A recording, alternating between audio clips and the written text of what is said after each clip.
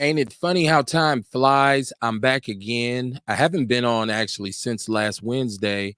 So this is a week later. Time flies when you are having so much fun. And that's what I always have hosting Outlaw Radio. So welcome to Outlaw Radio. Welcome to Outlaw Radio.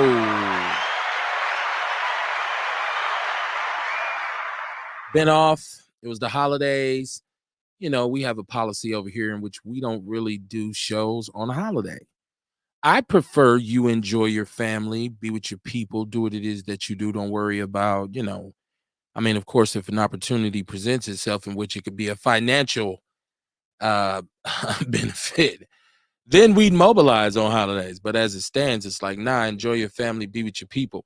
Welcome to Outlaw Radio. Once again, my name is Kevin Barnes. I am the militant with a microphone, the mouthpiece of the movement, aka the Negro Whisperer, certified professional life coach, amongst other accolades that I've managed to gather during my life. So welcome to the show. Look, there's a phone number attached to the show, right? And that number is 262-202-5131. As a matter of fact, if you look really closely at the bottom of the screen, you can see the numbers scrolling by. And there's also a spot for Fletch with EPU Personal Defense, EPUSDS.com. You see it all over Facebook. My brother's out here. He wants to teach people how to get their hands involved in situations when they need them. So if you need that kind of service, hit him up. But I also have a chat room, and the chat room is usually shaking. On Wednesday nights, we're very, very topical. So check it. On Mondays, we're on. It's Outlaw Radio live from the basement. It's more of a wrap up because we've been off, since that previous Wednesday. But on Wednesdays, it's more topical. So I try to be a little bit more specific in how we steer the conversation. So the title for the show tonight is Colors. Outlaw Radio Colors. Share the show. Share the show. If you dig what you hear, and shout out to the people who reach out to me and say, Kev, I love the show. I listen to your show. I really appreciate that. Share the show. Ewalk's in the chat room early. Ewalk, shout out to Ewalk. He said, Ewalk is in the basement. There you go. Once again, on Mondays, Wednesdays, I know people say we should do more than 2 shows. That'll be coming along. Y'all got to give me some time. I have a lot going on, as they say. I know it don't seem like it. Like people we never see you anywhere, but it's always a lot going on. So, in due time, as they say. But shout out to the Outlaws. I'm sure they'll join as we go. But okay, so I want to talk about why I said colors. Because the one thing that this whole Kamala Harris, this whole who's black, who's a foundational Black American, who's a tether Negro, who's a half breed, all this kind of conversation is just kind of like, it's really broken down how we feel about each other as individuals. And I'm talking about races and cultures. And it's very important for you to have an identity as a race or even as a culture. Saying that, people say, well, race is this, that, and the third. We have so many different theories on what race even actually is, right? But so it breaks down to the culture of your people and your norms and, how you behave, how you communicate, how you move, how you express yourself. And people of color for a very long time have made different statements about who they are. And so you have Latinos, Puerto Ricans, Dominicans, Mexicans, El Salvadorians, South Americans, period. You have Cubans, you have all of these people. It's easy to lump them in and say, they're all Latino. They're all Latino. But they won't allow you to do that. They will tell you who they are and where they're from. Meaning, go up to a Mexican and start making references regarding Latino people or whatever. And he or she will tell you quickly, I'm from Mexico. I'm Mexican. A Puerto Rican will do the same thing. Even those from, the Dominican Republic and like all these different places, if you talk to them, they'll tell you where they're from. But in today's society, we have this controversial word called black. And we have this controversial group of people called black people. And everybody's saying, okay, well, no, they're all the same. They're all black. Nothing could be further from the truth. We're all melanated. See the skin? See that? The chocolate, right? See that? We're all melanated, but we're not all black. And because some of us are Jamaican, some of us are Haitian, some of us are native Africans from the continent that the white man told us was called Africa. And they won't hesitate to identify who they are. You have Afro Latinos, right? Like you have dark people from multiple regions on we're talking globally. But as soon as the black people in Milwaukee, I mean in America, I'm in Milwaukee, so I'm saying Milwaukee. But as soon as the black people in America say, "Hey, no, we're black, we're different from everybody else," it's a problem, right? But part of the problem is like the question that we asked on the last show, which a lot of people gave me a good answer to. Some people couldn't really, deal with the question, and that was, is the whole FBA concept divisive? My answer was absolutely, but also asked, but if it's divisive, is that division necessary? And I also said absolutely. I really believe it's time for people, us black people, foundational black Americans, I'm going to use that term, to be separated and identified and respected, and most of all, empowered. But we will be empowered when we stand on who we are together. Like it has to all be on the same, same deal. You can't have fringe Negroes. We can't have black people who say, no, we ain't. I get it. I get it. There's, like I said, there's people of color all over the earth, right? And my personal theory has always been black people only come from the United States of America. People say, no, black people in England. Well, there's people of Jamaican lineage and African lineage in England and Europe and globally. And they'll tell you, I'm Kenyan, I am Nigerian. And that is totally fine with me.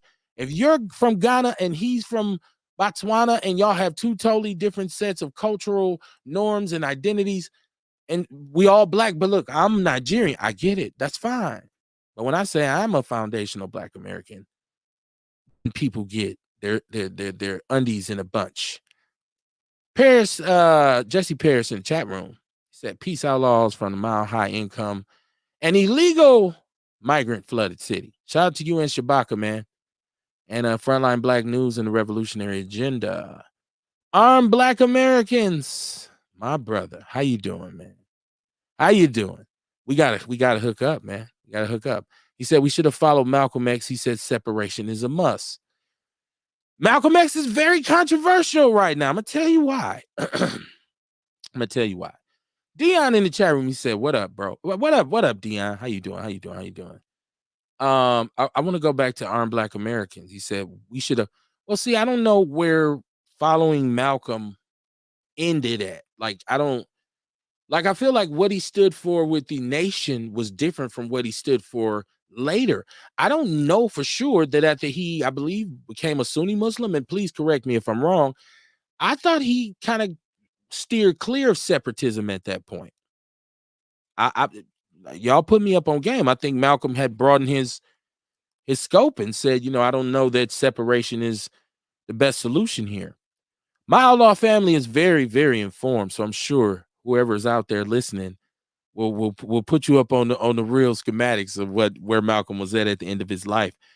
A lot of people love Malcolm and they quote Malcolm and they talk about how great he was, but they speak about some of the things that he did when he's in the nation under the tutelage of the Honorable Elijah Muhammad. So Malcolm post, I'm not saying he wasn't real. I'm not saying he wasn't still down for the people, but I think, like I said, colors. He started to see things differently. What colors was he identifying with? Y'all got to forgive me. I talk with my hands a lot, right? I know a lot of black people, we do that, right? Black men just talk with his hands.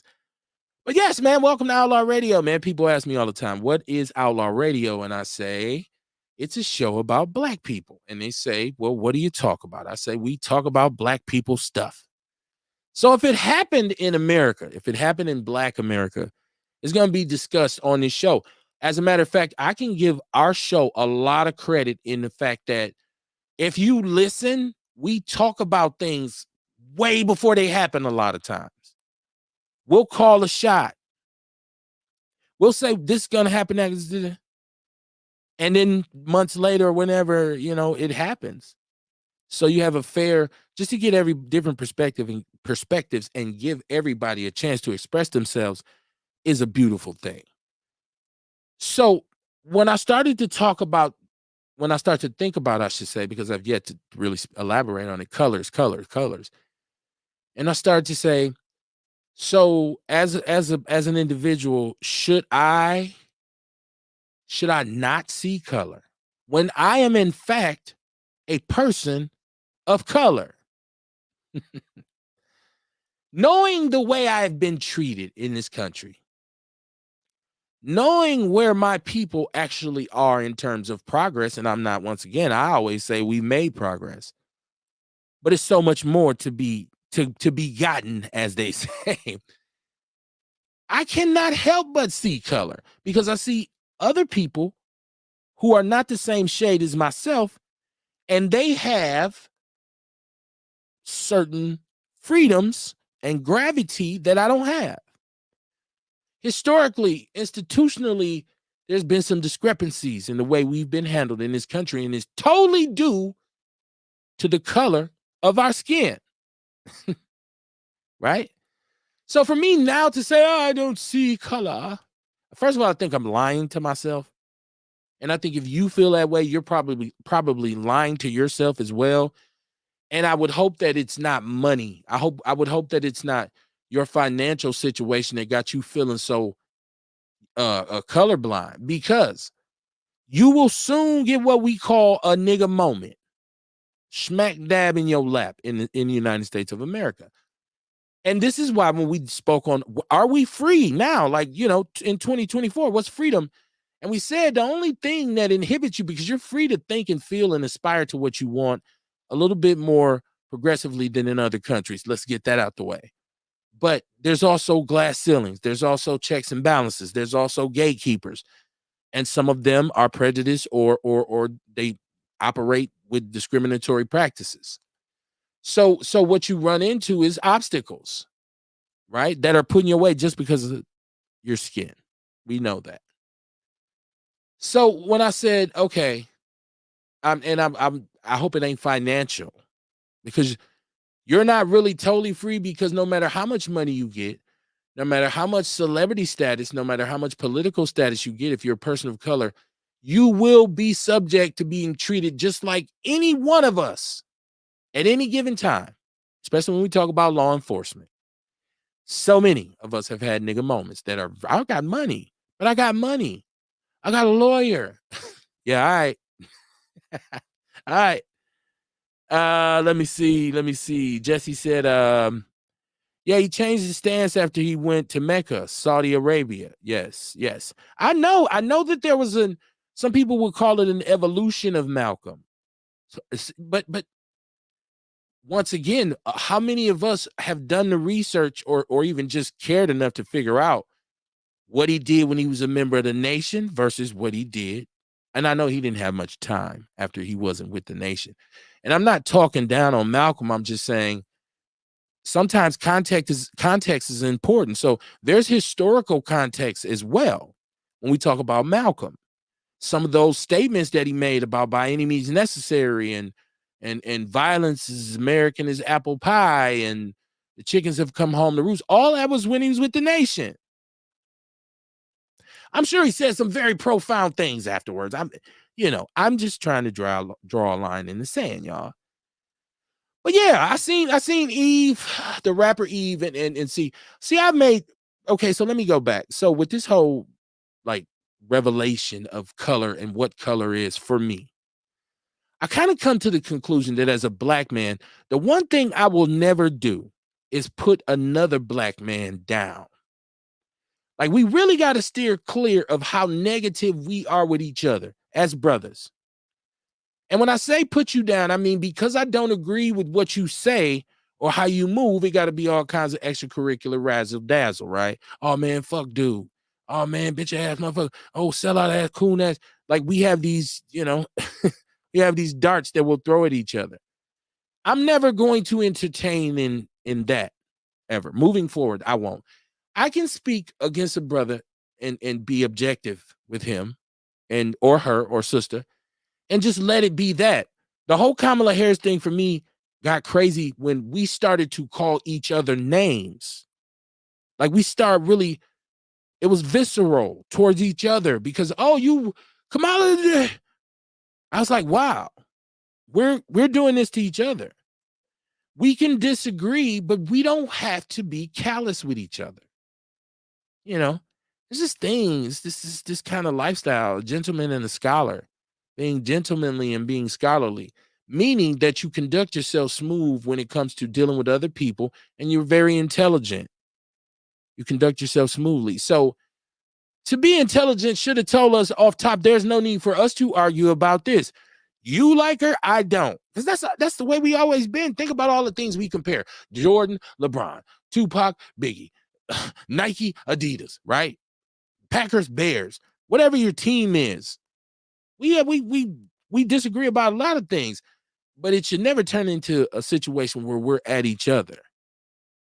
Now, that's something that's divisive, and I don't think it's necessary. Just like I said, the FBA thing that division was necessary. Hit me up, 262-202-5131. Do you people, like my people, I'm asking everybody on Outlaw Radio, everybody who rocks with the People's Network and the People's News Network, in terms of colors, in terms of racial identity, in terms of group affiliation, it's not a bad thing to say, hey, I am a proud black man. I'm a proud black woman. Yes, I see color, and black is one of the most beautiful ones I see. Brown and black. When I say devoid of, that's my favorite color anyways, pitch black, and my second one is brown, right? And they both black to me. So there's nothing wrong with me saying, no, I do see color. That's a white person. That's an Asian person. That's a Latino person. Everybody look the same to me. I don't, we're well off into the show, Kamar. It's Outlaw Radio. It's colors. I was talking about this whole situation with the FBA thing that we talked about, whether it's divisive or not, and this thing with Kamala, in which we went to banging on each other, all of a sudden start calling each other names. But then there's people who say, well, black race doesn't matter. We should be colorblind. So I wanted to know how the audience felt. I wanted to know, are y'all down with this? Like, no, I'm colorblind. I don't see race. I don't know. Where you at on that? I think it's okay to see race. Okay. I think it's okay to see race. I feel like we was taught to think of it in a bad way. Okay. You know what I mean? Just because somebody is a different race, that don't mean they that much worse of a person or nothing like that. You know what I mean? It's okay to recognize a Mexican, to recognize a Puerto Rican. I mean, it's honorable. They would appreciate it. You know what I'm saying? So how can I come here and say I don't see color? I don't. That's bullshit. Now I'm holding on to this whole racist talk. You know what I'm saying? That's bullshit. Let's be real. Well, this is what Eve, first of all, welcome to the show. How you doing? Right. Jump right on in this thing. Right. Yeah, you come on in. Right. How goes you? How you doing? Man, I'm good, man. I'm good. Everything is smooth. You know what I'm saying? Okay. Yeah, we're gonna talk about that tonight. But we did have a holiday weekend. How was your holiday? How was your break? We weren't on Monday. I want to make sure people up to speed with Man, what's hey, going on look, with you. every holiday, man, I pull up to the table. Like when we have a show, whatever else when I have a show, I'll be down here waiting, ready, just sitting here, twiddling my thumbs and shit. And I think, like, wait a minute. Maybe we ain't having a show tonight. Crazy. And you Every know time, what? man, every time. The funny part is I used to, and you know this, Back in the days, I didn't care if it was a holiday. Right. We was Yeah, I going remember. on. It's like be at the crib at 7:30. It's when it's when I'm turning the cameras on. Now, I mean, because we was on like almost like 4 or 5 days a week at one point. Oh yeah. And it's just like, man, it was blistering. So I just, but it's better. I want to add some stuff. I got some ideas. I got some stuff still coming up. So we'll build on that. Let me check this chat room. Oh, Paris is agreeing with me because I was talking about how demonstrative we are with our hands. Black people, when they get to floating, black people, yeah, we Yeah. we make Yeah, sound we gotta do effects. sign language. I want you to feel this. You're gonna see the picture. You This one right here. this Oh my mom. emotion. This emotion Yeah. in our hands when we talking and everything. Passion, right. That's how we talk. That's a black. How Karis once said, trying to show how black people are talking. He said walking, right? Okay. So he said, oh, what up, Fletch? Yeah, you scrolling across the bottom of the screen, my brother. You scrolling across, man. He said, facts. What up, Outlaw Radio? Let's go.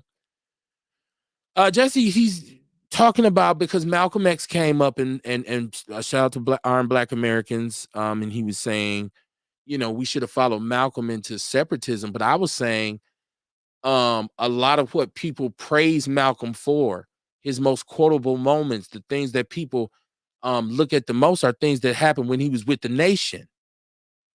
And once he left, I don't think he was still talking about separatism. I said he moved more towards, I don't know if it was color blindness, but he moved towards a more broader spectrum. And I didn't know exactly what his position was. So this is why Jesse's comment is popping up. He's saying Malcolm X also said, the Democrats are playing you for a political chump. And if you vote for them, not only are you a chump, you are a traitor to your race. But he had to say that in like 1963. You know what I'm saying? Listen, I just talked about context, baby. I just talked about, and there's historical context, right? And I'm not saying that the Democratic Party is now more, it's so much better now. That's not what I'm insinuating. What I'm saying was things were drastically different politically then in this country. When he said that, also, that was back then when black people was more Republican Party. They were coming off the Dixiecrats. That was, you know what I'm saying? That's when he said that. So it was a whole different time. Once again, not at all letting the Democratic Party of today off the hook and saying, oh, they're so much better. What we're saying is in the historical context of things, yes, he said that. Yes, he did. But I mean, whole different set of players. I mean, J. Edgar Hoover was running the FBI then. This is a whole different system.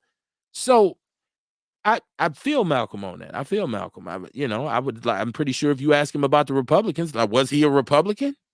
I doubt it. And if he say, if you vote for them, you a chump and you're a traitor to your race, I disagree with that too. I disagree that if you vote for a Democrat, you're a traitor to your race. There we go with that visceral shit again. There we go.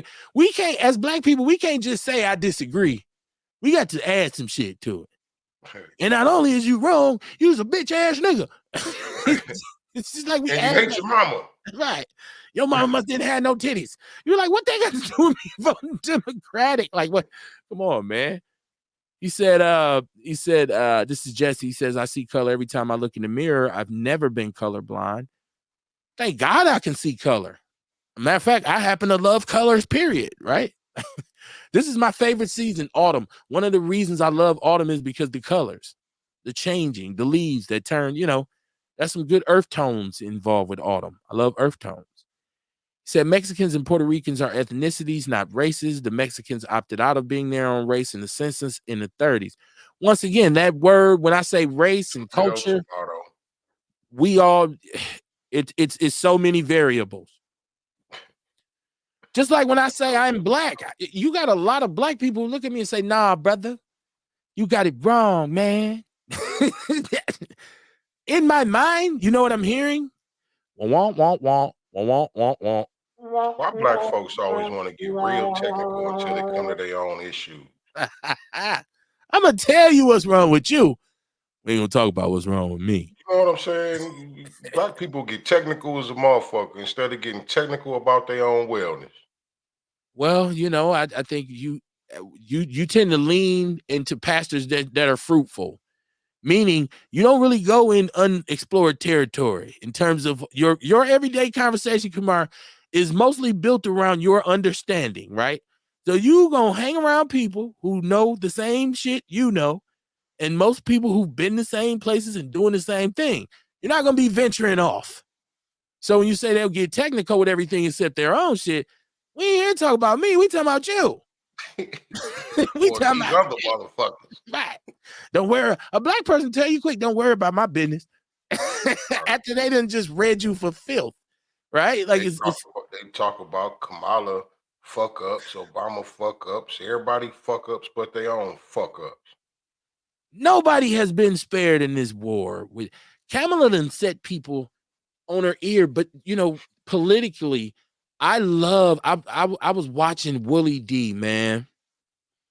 And shout out to Willie D. I don't know if he would ever hear this or whatever. I know he's been on the show a long time ago.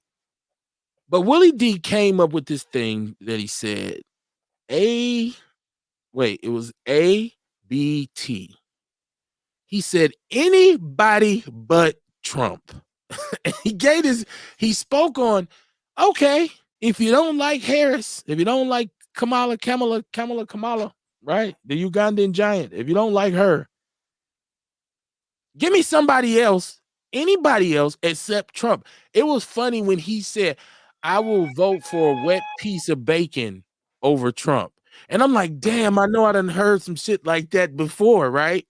Because this is what we've been saying on the show for how long, Kamar? And so go check that Willie D out, man, when he's anybody but Trump. And that's what it comes down to for me. And I thought that that's what all the rest of us would be kind of on. And I think that there's some validity to it because from what they say with the polls, now, never one to put money on the polls, but according to the polls, she's ahead, right? Trump has done so much asinine shit. Like every day Trump do something dumber. Like it's like, okay, Donald. So I don't know. Maybe she really has a chance to win this. But I'm not a fan of her. I'm not a Democrat, right? I'm not even against Brother Malcolm for saying that, he don't like the Democrats. Hey, Rest in peace, I Malcolm. got a question. Like everybody who got a problem with Kamala, like if they say don't vote for Kamala, we don't want her to win, we want her to win. Like, so you rather see Trump? You know what I mean? Like, I'm tired of hearing people talk about people without saying I'd rather see Trump in office. Like, how you gonna talk about Kamala and you know what I mean? But you don't want to see Trump in office. Why would you persuade black people away from Kamala if you don't want Trump in office? Well, they want a candidate by the last name of neither. And he's not on the ballot. The people say, I don't want neither one of them. Let's see how that work out. I don't want neither one. Right? But he's not on the ballot. So, okay, Cornel West is on the ballot.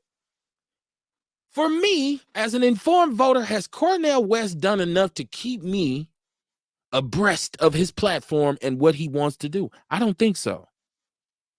I don't think he's done enough. I still don't have transparency on whether or not he's pro-vaccine or not. Right? I've read, I've looked. I didn't make everybody take that damn shot. That's what I'm saying. If he's pro-vaxxer, I can't justify. He get in office and kill everybody off. We don't know what the fuck. Right. Oh, my chat room shaking and I missed it. Let me go back, Kamar. Let me go back. It's Dion. He said Eve is a lying. Damn. Eve is a lying nigger bitch. She's from Philly. Damn. How the fuck she don't see race? Well, she's married to and has been married to a very wealthy Russian, I believe, billionaire. And she actually had a baby for him. And I think this is in regards to her seeing she has a half Russian and half black baby. So she's saying, I'm colorblind now. And I want to raise my son to be colorblind. I think that was the specific quote that's in the People's News Network. Shout out to everybody who's commenting on it because, brothers, it's like, come on, like, So yeah, she has a biracial baby. So she's like, well, I don't. But Eve, sister, I understand you love your baby, but this still you. And I get that you with a rich, but it's still the rest of us. We still got to deal with it. Still, you can't say I don't see color because that boy gonna get his feelings hurt. Damn, he called her a lying nigger bitch. Damn, Dion sound like he cussing in the 70s and shit.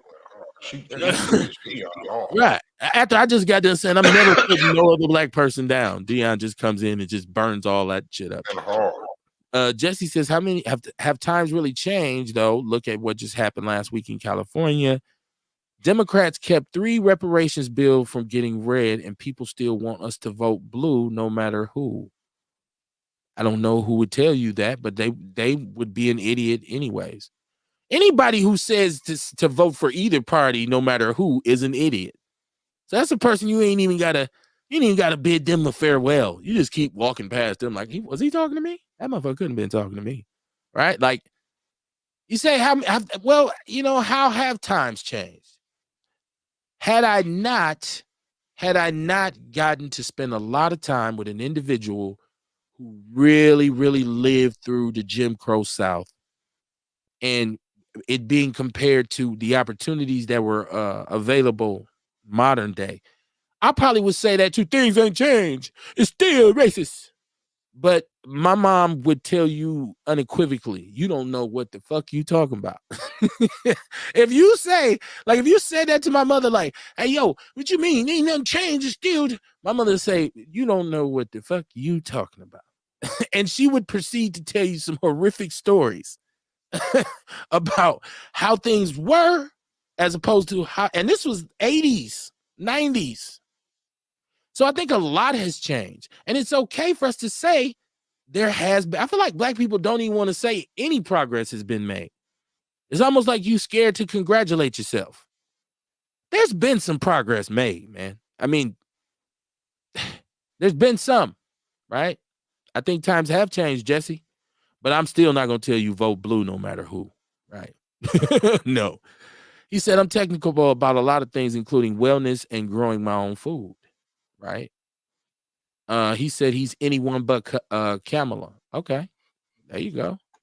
Notice how I didn't go, oh, you dumbass nigga. Notice how I didn't go into no tirade. I said, oh, okay. Go ahead, come on. I'm over here entertaining myself. Go ahead. I wasn't finna say nothing. I was pulling my thing up. Okay. You said we already did the ABT thing in 2020, and we can hopefully see how that worked out. ABT, anyone but Trump. Was life good under Trump when he finally became president? I don't know. Black people act like shit was super sweet when Trump was president. I don't recall these times. That's not how I remember it. The fact that he only served 1 term means most of that term was spent transitioning from Obama's policies and his administration. So it wasn't a whole lot of, I keep saying I'm missing something. I've been saying that for months now. I'm missing something. This brother says he's voting for Cornel West. I have made that perfectly clear. You absolutely have. And you have the right to do so. He said he's in the ballot. I know he's on the ballot here in Wisconsin. Said he actually had policy. I'm over the part. Yeah, well, I mean, I don't know if you want to vote for a piece of stone. They got to have some personality, don't they? Ain't personality part of the appeal? Like, a person with no personality. I don't. Said Kamala's for the jabby jab. So is Cornel West. So Mark Ross, how you doing? He said, greetings, brother. How you doing? He supported the jab. Where y'all getting that from? He wants to create an officer study.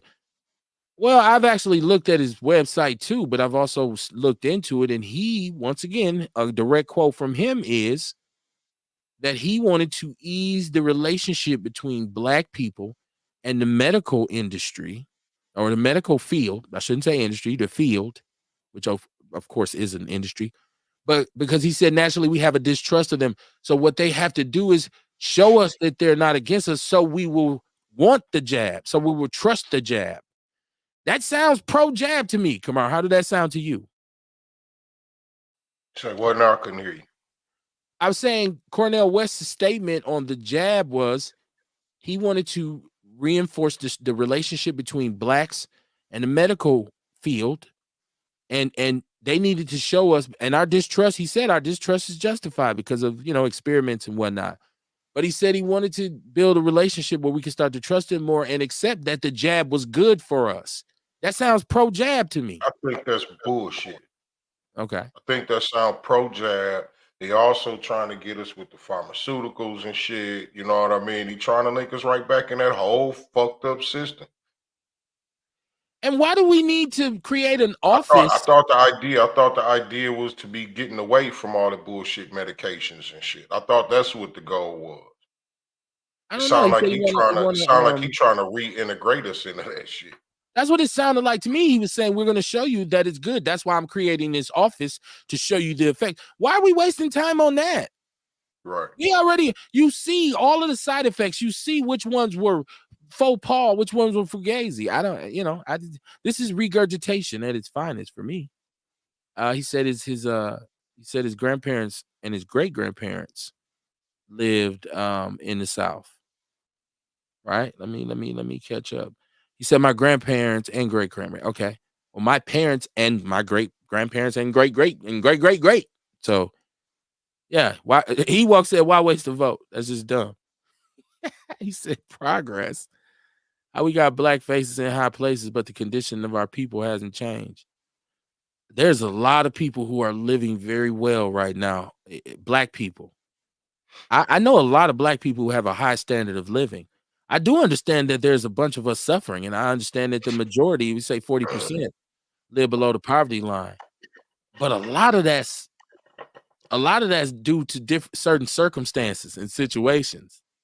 It's a lot of that's a self-inflicted wound, Kamar, is what I'm saying. Now, I'm speaking, I'm not shaming the poor, but I'm saying a lot of people who are poor can say, I'm poor because they'll tell you, I don't have a job, I don't have an education, I'm not, well, they're not gonna tell you, but I'm not literate. And in some cases, some of us just don't.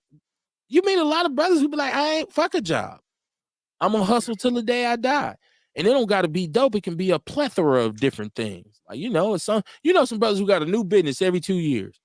No, no, no, no. I ain't on that now. I ain't on that now. See, now I'm selling mufflers. That's where the money at. And he'll do that. He don't want a job. So I think progress. Do you think any progress has been made? Do you think black people have made any progress in the United States over the last 80 years? Yep. I feel like black people have made a progress here in the last 4 years. Okay. I Ooh. mean, in the last 8 years at an Ooh. 80. You know what I mean? And I'm just Ooh. talking about from my growth to the people around me who I see, who I'm with. You know what I mean? I see people doing a lot better. I saw people starting their businesses from ground up in their house, selling dinners in their house.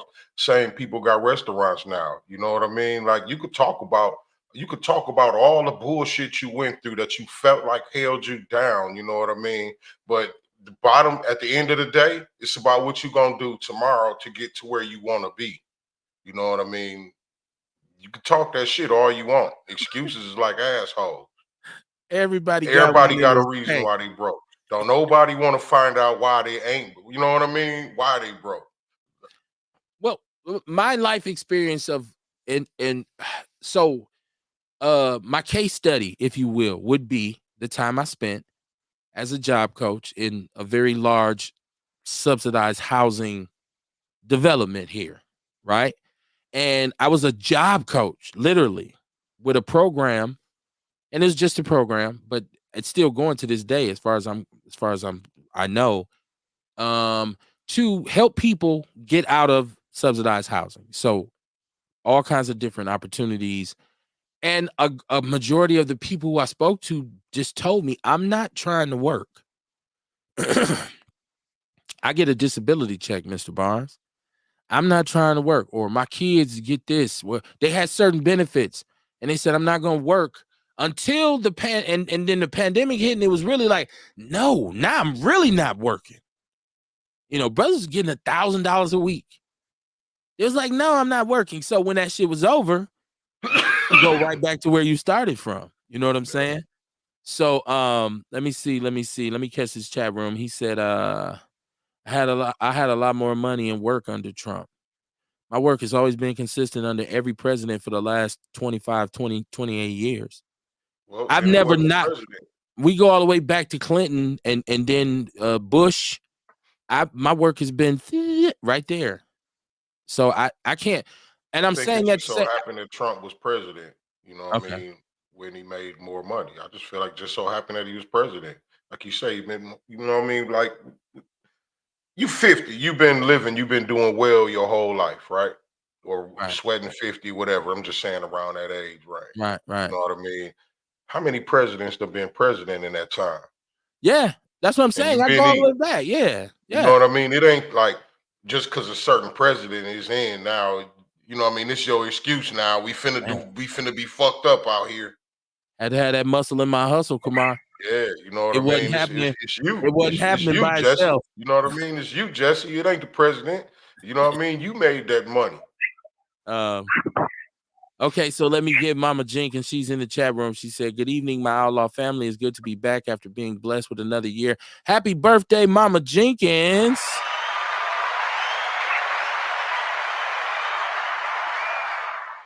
Happy birthday. She said, "Good evening to all of us." And she said she's blessed with another year on earth. And she said, "My outlaw family is still sharing news and knowledge. Let's make it do what it do." That is our intention, Mama Jenkins. You know that. He's saying he disagrees. What else we got? What else we got? The phone is working, Dion. You know that I got you here. He said, "Are any of these candidates against Big Pharma? It's dumb to keep doing the same thing." He says, it's dumb to keep doing the same thing. Why vote for the same party the last 60 years? Once again, I'm not party affiliated, so that doesn't apply to me. Said, open your line. My line is open. My line is open, y'all. I mean, Dion, the line is open. You're living proof. What's popping with you? Oh, nothing. Just everybody want to be so political now on who to vote for, not who to vote for. You know, and like you said, though, when you think about what's going on, and you look at it now, all of a sudden everybody want to be so damn political. You know what I'm saying? Like we in a fight for the democracy.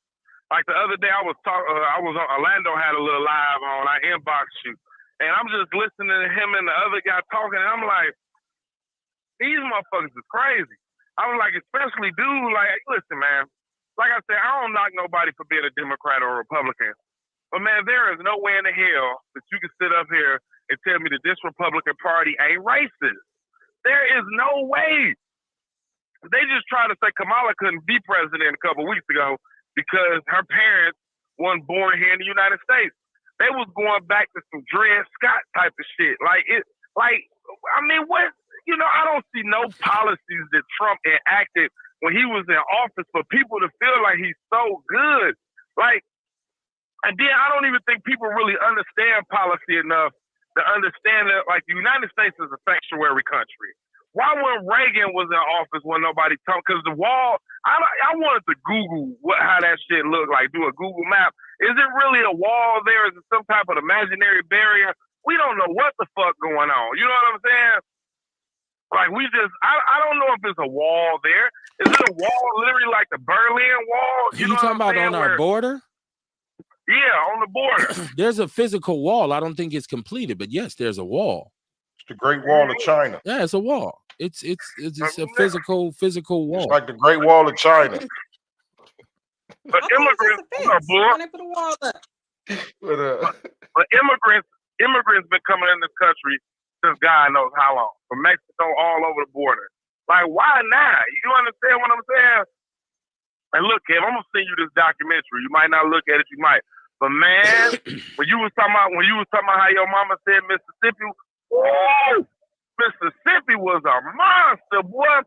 Man, they was talking about how Snick was going down there trying to register them boys to vote. Them motherfuckers stopped letting food get. Dick Gregory had to get food flew down there. That's how evil and dirty and low down it's like. And that's what I don't understand about these people, man.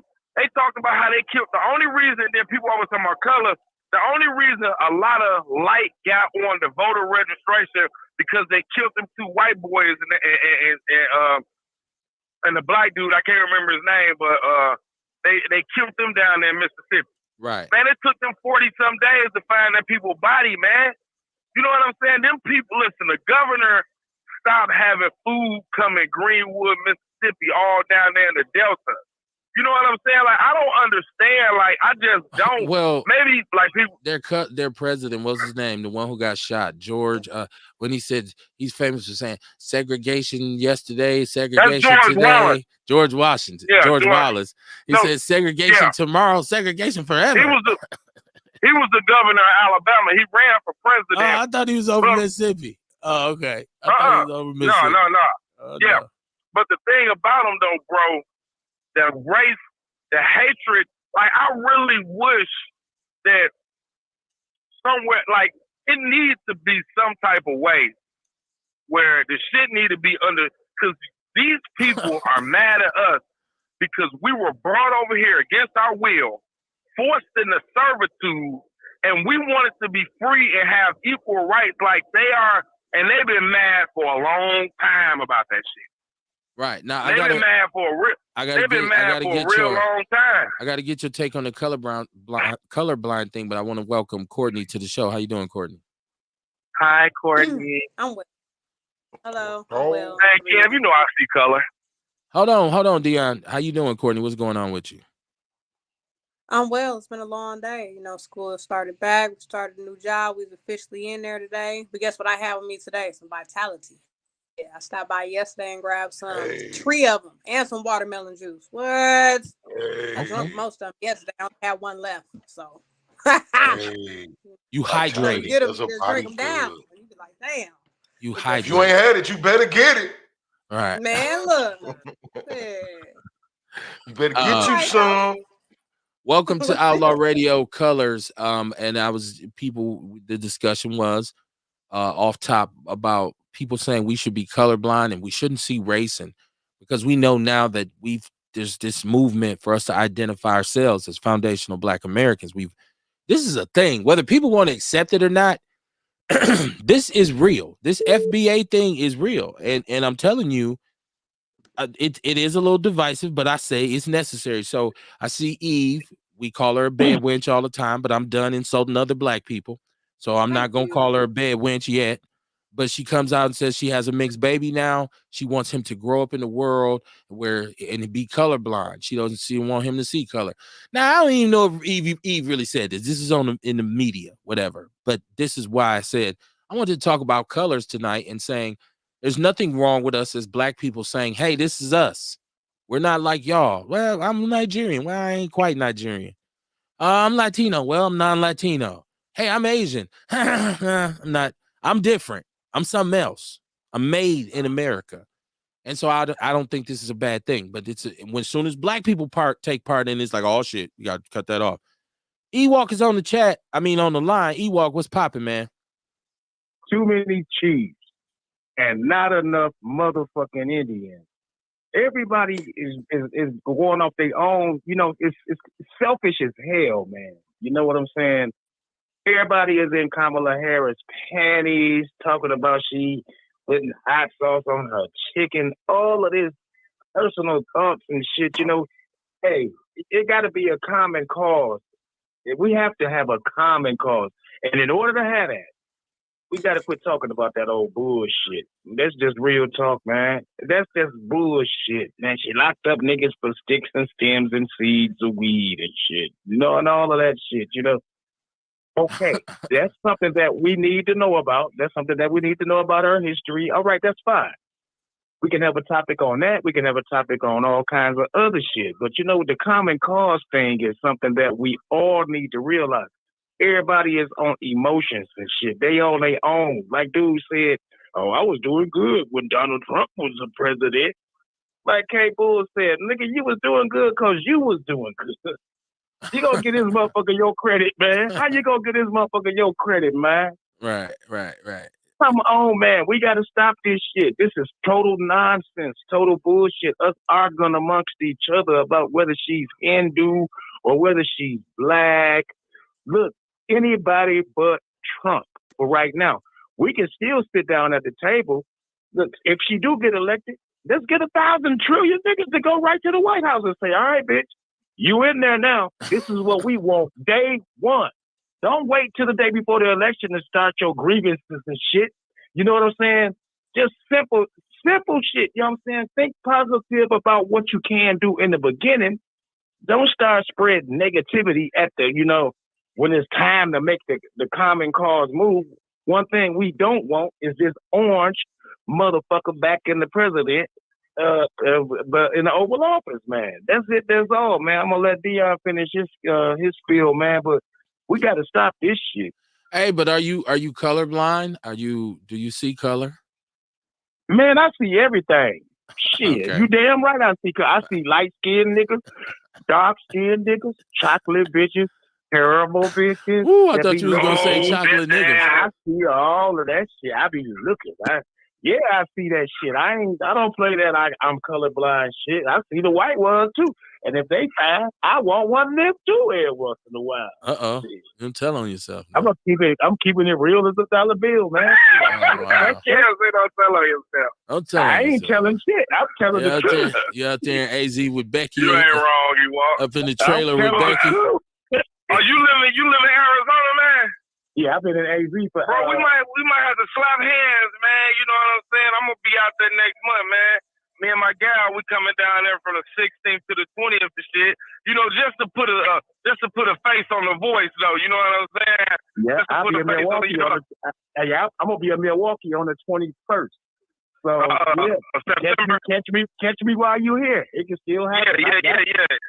Yeah, because I know I was down there with some badass motherfucking Mexican bitches. I said, these hoes are good sisters are going for their money. Dion. Hey, I'm finna get off here, Cam. We on the air. Y'all ain't on the phone. He went into his mother's shit. Right, I'm finna get off right now. Fine Mexican bitch. Yeah, you know what I mean, man. Nigga, we didn't get our daily dose, man. I know it was Labor Day. That's why I ain't text you. I knew you was with the family. But I should have said you let me come get a plate, man. You know what I'm saying? You always talking about how good you could cook and shit. Motherfucker could have came over there and slid, but I was hanging out with the gal, and I did me a little cooking and shit. But I ain't gonna lie to you, Kev. I see race like a motherfucker. I do. I know that we black. I know that we living in a white world. They got an advantage that we don't have. Their skin color. They got the benefit of the doubt, which you and I don't, because of their skin color. They the predominant race. They've been in power, you know what I'm saying, for so long. They fighting to keep. That's all it's really about, though. They don't, they fighting for their supremacy, and they, by any means necessary, they gonna do whatever it takes to keep it. So yeah, I definitely see race, man. I don't know what's wrong with Eve, like you said. Maybe it was the media talking, but bitch, don't get over there and get that money and get blinded. You still a nigga, and believe me, his family had called you a nigga. Because we seen it in the Prince. What's the Prince Charles and Marilyn Markle, whatever her name is. Yeah. They disowned that nigga because of that. Hey, man. This was what? Hey, bed winching ain't easy, but somebody got to do it. Remember what y'all remember? Yeah, this was Hold on, Courtney, you going in and out. What'd you say? So y'all remember what Eve said? She said, love is blind, and it'll take over your mind. Yeah, okay. Yeah. She's Russian now, right? So, anytime her music comes on, if I'm riding, I instantaneously turn. I don't. Do you turn from Tina Turner also? I do not listen to Tina Turner. Absolutely. If she come on, you gonna turn. Also, all the bed. Tina Turner. I'm a whole dude. You think I'm riding around listening to Tina Turner? In the car. Sometimes when you just in the car, shit come on. You ain't not like, Tina. Let it not play. Tina. Not Tina. It's like Diana Ross. You think I'm riding around? I'm coming out. I'm not. I turns from that shit. I mash on the gas. Come on while you riding, and you don't. No. You know what? When she first died, I listened to that song because it came out when I was very young, and I like to sometimes listen to old songs that were out when I was young, so I can go back and listen to the lyrics to see, because what I thought it was then versus what I know now about life. So I did go back. I was like, what is that song really about? What's love got to do with it? So I did go back and listen to it, but by and large, I'm not riding around. I'm the private dancer. Here come Kev. He pulling up playing that shit. No, that's not. That's what was the dude named Sylvester? Remember the gay? And this is funny. I was volunteering at the Feeding America last week. I was packing food, you know, because they got the man. Once again, I say, if you live in Wisconsin and you're hungry, you're almost choosing to be. I'm talking about the food that they put. These ain't there. You're back in the day, you get an apple or orange and some walnuts and a cheese sandwich. Man, they food for real that I was packing. So I think that they said all in all, we packed up 4,000 pounds of food. That's neither here nor there. But I was there and they got the music playing. So the Sylvester song is playing. It's like the most gayest disco song ever. Right. And I'm sitting there and I'm seeing some of the white dudes around me. They grooving. And the other brother who I was working with look at me and say, man, I don't bump that shit. See, white men, they don't listen to it all. Yeah, me and my girlfriend, we're gonna go down to the college. You know, she wants to go. We're gonna go hang out, have a good time. You know, white folks, they do it. They just having fun. He fuck around, fall up in a drag bar with his girl. I ain't going. My woman know not to say, hey, I want to go to this drag, because she'll be like, nah, I'm cool on that. Like, nah. But no, I'm just, that's neither here. But look, I want to say, we talked about weekends and the holidays. I had this great, beautiful, the weather in Milwaukee was the bomb. I know some violence here and there, but the people were out. People was doing their thing. Man, the kids just enjoying the summer. So I had a great weekend, man. Then the holiday was smooth too. Kick back, man. And I'm doing the empty nester holidays now. So ain't no chaps. I ain't got no kids no more. My kids is gone, and I can't grill like my wife got the clamps on me in the grocery store. Like, no, don't get that way. We don't need that. It's only us. I want to get some ribs and pork tenderloin and tips and all. She like, who's going to eat all this shit? So I have to adjust a little bit. But next time I grill, I'm going to do a little bit more, because I like for it to last. You spend that money, you want that food to last, and so, but we ran through what we made. It was like, yeah, see, told you I should have cooked more, but it was a beautiful holiday. I just wanted to get that out there. Now, school is starting. And the controversy right now with Milwaukee Public Schools is the installment of the officers, the resource officers, because based on the tax agreement, I call it a tax agreement, because of I believe it's, what is it, Act 10? Or what is it, Act 12? No, hell no, it ain't Act 10. It was, what is it, Act 12? When they signed that thing for with the that's the unions. The unions, right? That's Act 10 or Act 12, right? Yeah. Okay. Act 10 is the union. Okay. So this is what they signed, and basically as a condition for us getting this more revenue sharing from the state, MPS was required to put resource officers back in the schools, which they had done. They had walked away from years ago, about five years ago. I remember when they first removed them, because you found out then that MPS was paying hundreds of $1,000s a year to have them in the schools. And it was like, what? How's that? So, but now they were supposed to have these officers in place by the beginning of the school year, and they have none. And so now it's kind of heating up to where they're saying, well, you're violating the law. And I've seen some people saying, well, with all of the mishaps and missteps that MPS has kind of gone through over the last couple months, how could they drop the ball on this one? But then there's the argument of people who say, we don't even want them in the schools. But there's people who say we need them in the schools. And Courtney, you're a parent. You have, I believe, no, Kamar, your daughter's still in school, right? But is she in MPS? Okay. Courtney, are your boys in MPS? No, they're not. Okay, so then none of us give a fuck. No, I'm just kidding. But do we think we need, with the conditions that, especially our high schools, don't we kind of need them in the schools? I don't know. I once again, I'll have a dog in the fight. I think so, for the safety of the other kids, the teachers and the principals and, all that, the administration and stuff. They do, because you know what I mean? These kids calling people up to the schools from other schools, calling their uncles, aunties, mamas, daddies, junk folks, and you know what I mean? So, and not only that, but when the foul shit do be happening at the schools, they got to call the police anyway. Right. Yeah. That's what one of the cops said, like, you gonna call us, so why you don't want us in the school? I don't think MPS is anti cop. I think that They just dropped the ball like they do on other shit. I thought you was gonna do that. No, Yeah. I feel like you MPS gonna be do doing it. shit the opposite of what they know people want them to do. Like, you want us to do what? Okay, we gonna do this. No, it's just random fuckery in MPS, and it's such a big. It's a bureaucrat central office. I've said this for years. I haven't worked for them directly since once I stopped coaching, which is about 5-6 years. But as a full-time employee, I haven't worked for them since like 2000. I don't know, 5. And I used to say then, central office is a bureaucratic black hole. You will get sent off fucking with central office. Oh, you got to go up to room. You will be done with about 5-6 rooms, like, and I still ain't got what I need yet. So I can see it being like it's the traditional classic passing of the buck. You do it, you do it, you do it. Wait, who's supposed to do that? I don't know. Somebody call him and ask.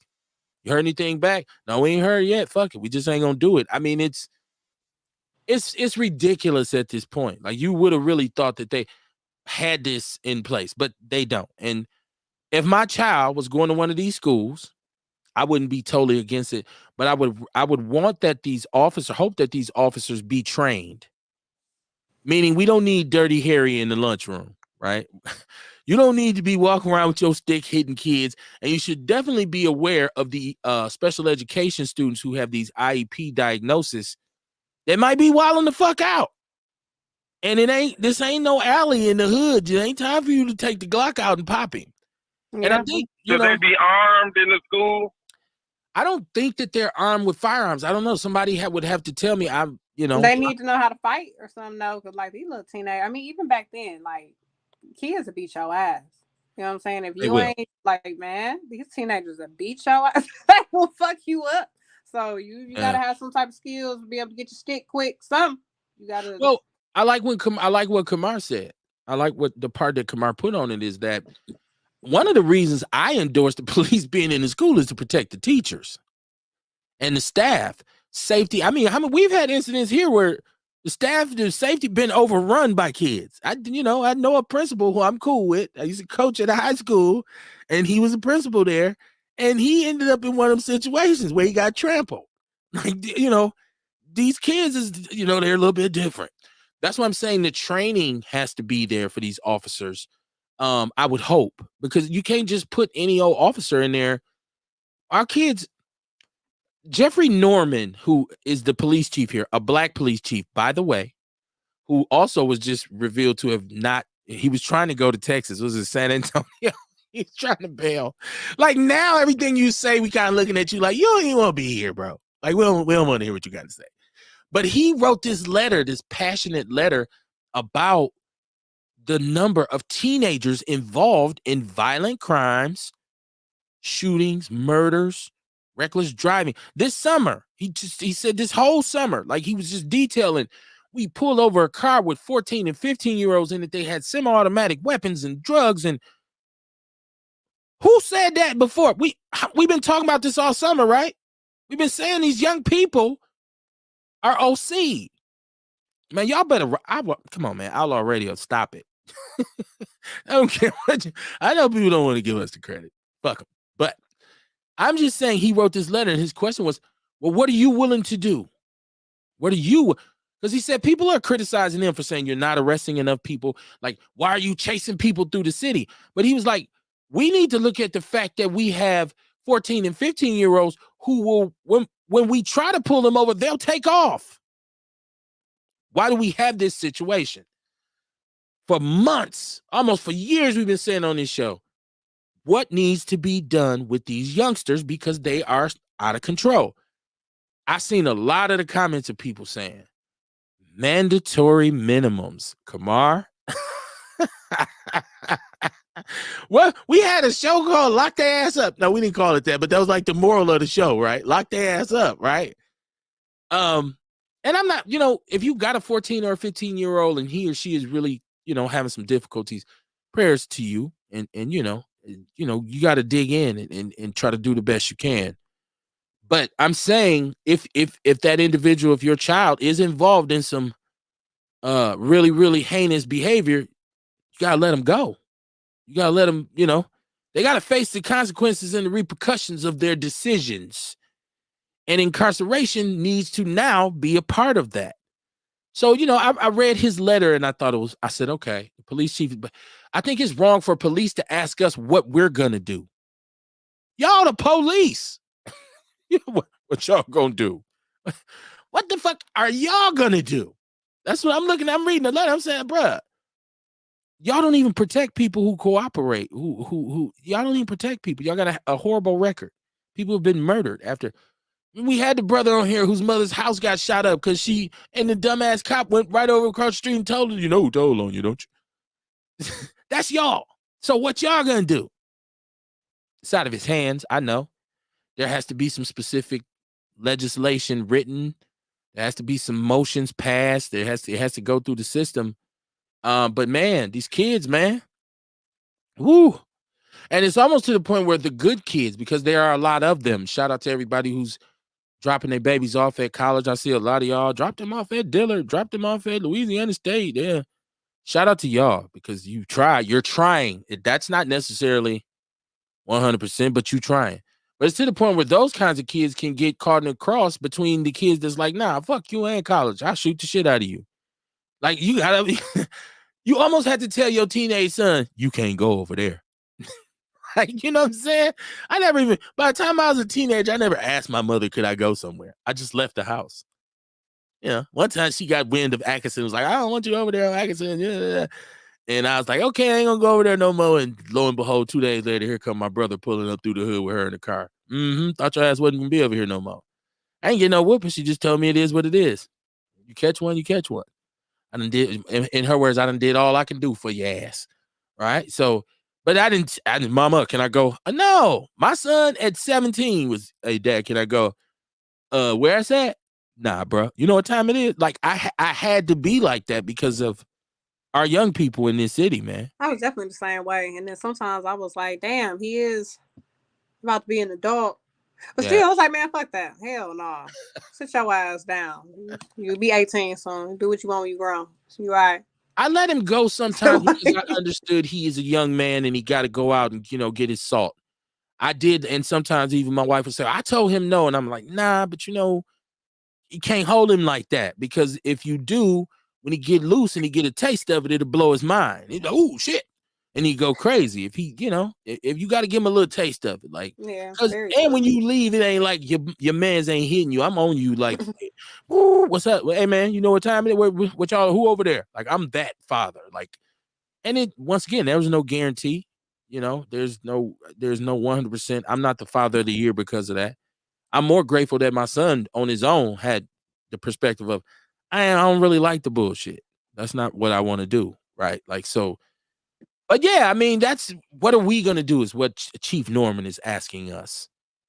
But he was saying you as a community. I felt like he should have been saying is what are we going to do?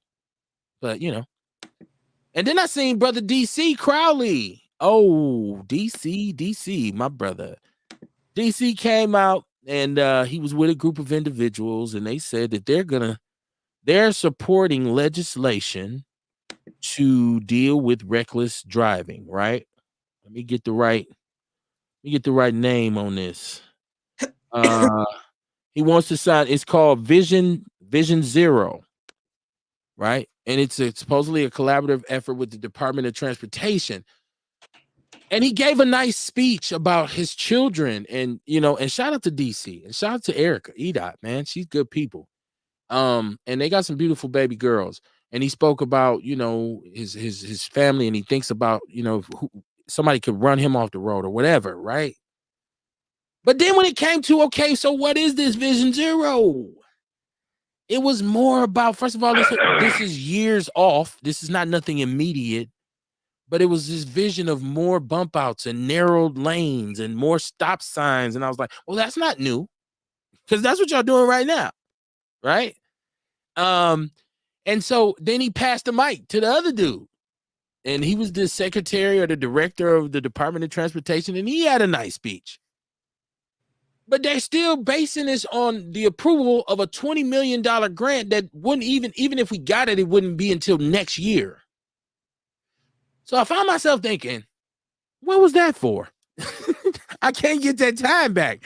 I read, I watched, I listened, and really it was just clickbait because you really don't have a solution about the record, but it looks good to say, I support this. Well, you can support something that will never happen. I'm looking more for something immediately. The bump outs ain't work. Can we admit that now, Courtney? The bump outs didn't stop shit. They didn't curb this shit. I thought we all said that it wasn't gonna work. We was like, these niggas is gonna speed, then they're gonna hit somebody trying to swerve over last minute. And you see some of the poles was kind of knocked down on bump outs. Kinda ran into them. Some of them are destroyed. Yeah, like you see the bump outs, you be like, damn. Right. So it's fair to say that didn't work. It didn't work. It did not. Say that, Kamar. What would have worked? That's the dilemma. You know what I mean? I appreciate the effort. You know what I mean? They tried. They threw a dart. You know what I'm saying? Just got to go with something else. I feel like there is no one thing that's gonna fix it. Right. You know what I mean? Right. It's got to be a collective of different efforts. Mm-hmm. An initiative. You know what I mean? So that's why I say I commend them for throwing the dart. Now throw another dart. Well, they want more of it, so it's more the same. But I'm guessing this is in conjunction because there was there was a part of it, and I can't remember the lady's name, but she was talking about universal driver's ed being provided for kids, and it's another topic we've touched on here on the show that when you take driver's ed out of school, because a lot of us got our driver's license through driver's ed. Some of us did. I got my driver's license through driver's ed in high school, and back then that was the norm. I know as things progressed, because by the time I was teaching school, them simulators and all that was gone.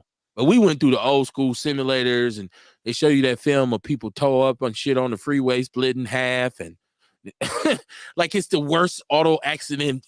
Like it's a compilation, and it was like, man, like body parts hanging out of car accidents, of mangled metal. Like you could die driving an automobile. Like, so you went through that, and that's how I got my driver's license. So I do believe that will help. So that's, once again, Kamar, that's another piece of it. That and I guess more bump outs and narrowing lanes and enforcing the police to get stepping up a bit more. Well, in what facts? Sweating the motherfuckers that's out here really making a living, and look for these motherfuckers that's driving crazy as fuck. Yeah. Put a little more emphasis on the stolen cars. Because a lot of the time, it's the stolen cars that's driving crazy as shit. And that's where the crime is coming from. You steal a car, you go do some dirt. That's why I say it's a collective of shit that they got to do better. Yeah. But it's mostly young people involved in this behavior, Kamar. So we right back to where we started. Mm-hmm. Now we talking about 14, 15, 16, some as young as 12 and 13 doing hit and runs, murders in stolen cars, and they actually obtained the car via carjack, straight snatching somebody out. Nobody wants to say, hey, lock up 14 and 15-year-olds. Heavily punitive. Let's do that. Nobody wants to say that. But in the back of our minds, we're all saying, you're gonna have to lock their ass up. Like your ass gonna have to go to prison, man. Like it's that kind of time that we're living in Milwaukee. And so, I think every large city, every major city, there's a problem with the young people. Like you notice in urban communities, there's a problem with the youth, man. Like, I don't know, the spirit of straight destruction is within our children. I might have to even start accepting some of these people's theories about pop culture and video games and all this. And the only reason I dismiss that is because mine grew up with the same kind of thing, but they didn't even adapt to that mentality. And I ain't saying it was because of me. I wasn't no ass beater like that. We wasn't even whooping ass over here like that. Nobody was getting cussed out and choked out. So it was just a blessing from God to me. So I'm just saying, like, something got to be done with our kids, these 14, 15-year-olds, and there has to be an example. What should that example be? Should it be, man, my little cousin got caught in a stoley with a gun and some dope, they gave dog 20 years, and he 14. He ain't getting out till he 35. And we let them stories start going around the hood. Bet you them niggas stop stealing cars. Will they?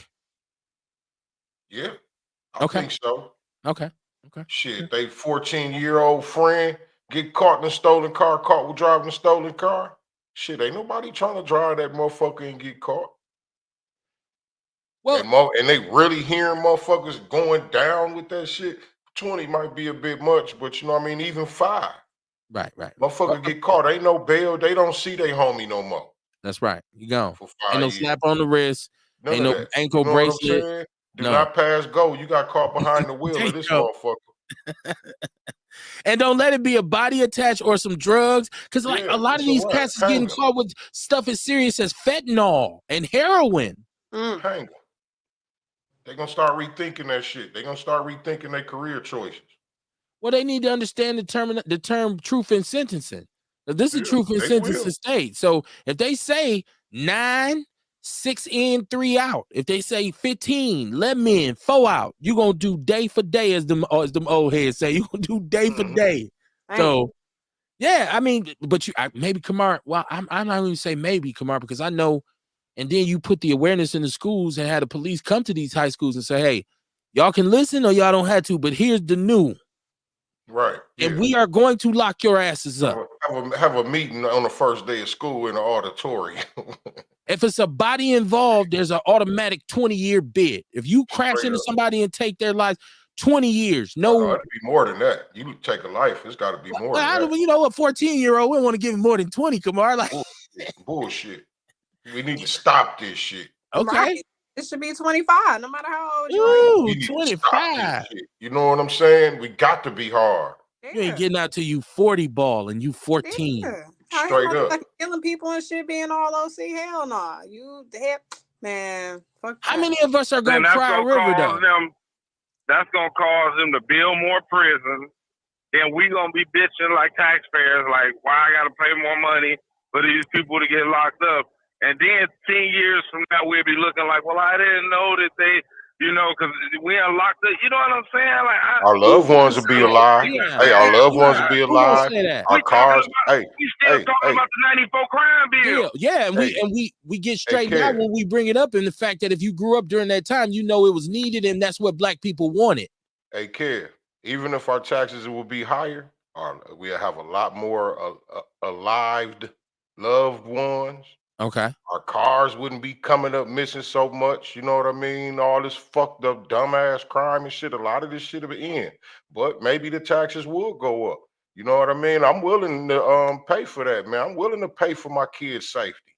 Well, as of right now, they got room. They got brand new prisons already built. They got plenty room right now. Locking more kids, locking more people doesn't curb crime, though. It does. So, and we see that from the 94 crime. Dion, you breaking up, Dion. Hey, I think it'll curb crime. I think it'll curb crime if they do like we saying. You get caught behind a stolen car, caught behind the wheel of a stolen car. You know what I mean? That's an automatic 10 years. Ain't no bail, ain't no fighting your case, none of that shit, nigga. You gone. It's Let that serious. motherfucking story start getting out. You know what I mean? Niggas gonna quit the bullshit because a lot of this shit they doing it because they know they gonna get right back out and ain't nothing gonna happen. They was saying that shit. Them kill boy niggas was saying that shit on that video. Right. Well, why do you keep stealing people's cars? It's cool. They ain't gonna do shit. We'll be out tomorrow. Plus, they got insurance. They straight. Well, Kamar, how many occurrences have we witnessed, even just over the past 2 years, in which the offender was out after having previously committed the same offense? With the brother Denari. Yeah. You know what I mean? That was the whole fight. Now if they'd have locked him the fuck up, Denari would still be alive. Yeah, but he got a football number though now. Yeah, he gone now, but I'm just saying, but that one would have been saved. They should have did that in the first damn place. And what about all the other bullshit he did since the first time he got caught up in some bullshit? Right. Yeah. All that could have been erased. That's how you stop crime. Well, how about that young boy if still in that car fuck up the first time? We don't want to talk over each other. We want to talk over each other. If they'd have locked him up the first damn time, they would have stopped at least 3 different crimes that we know of. And now, okay, so it would be a little boy alive. Dion, you were saying about the young man who was shot because he attempted to steal a car, and then the daughter. That's what you was referencing, right? Okay. Are you talking about the kid that rolled around? Yeah, but after. she got her mama's gun and went and looked for some people. Like That's that's an different. anomaly. I think that's a different kind of scenario. Yeah, like if Yeah. I come out and shoot you in a moment, then but if I'm gonna go You find bust the these window niggas, and ran, and then you go get the gun and drive around. Like what? right? You that's cold blooded homie, baby. Yeah, You got to go sit down. You go, what they call it? She got to go to Techita. My mom used to say Techita. I still don't know how to say it now because my mom used to say, "You going to Techita?" Like, what is that? That's the woman's prison. He said, let me see. This is Jesse. He's still talking about Kamala Harris. He said cognitive dissonance is in full effect with Kamala supporters. If you speak against her, you automatically get labeled a dump supporter. I'm independent. I vote policy over personality. It's business. That's fine. You say that every week. I think people understand your stance on this. I don't know. But they people automatically think that because that's what it sounds like when you speak against one candidate, it automatically Well, sound like well, you for the other but candidate. Kamar, he himself has said on And here, I, he said he's anybody but Kamala, and he said he worked more under Trump, and he's so he is pro-Trump. one would think, Jesse, Right? From your one would perspective, you think are you're a Trump pro-Trump. supporter now. The way And ain't nobody on here never said a doggone word to you about it because nobody gives a shit. On the real. Like you, from the way you talk, because like you keep saying Kamala supporters and people who are just brainwashed by this Democratic Party. That's nobody on this panel. That's nobody on this show. And that's not the majority of black people that I associate myself with. Although I am familiar. I had a family member. I told you. Shout out to Carl Pfeiffer, my cousin. We had a real great discussion a couple weeks ago in which he was on some real anti-Kamala, and I had to really, we went back and forth about it. And so, man, it was a great discussion, but it wasn't like we left, like we still family. Like I wasn't like, you don't come to the, can't come to the family reunion. So no. Hey, ain't nobody else in the chat even talking about Kamala. No, I mean, Trump. No, we had moved on because we were talking about some Milwaukee stuff. And Ernest said, man, buy an old ass club for your steering wheel.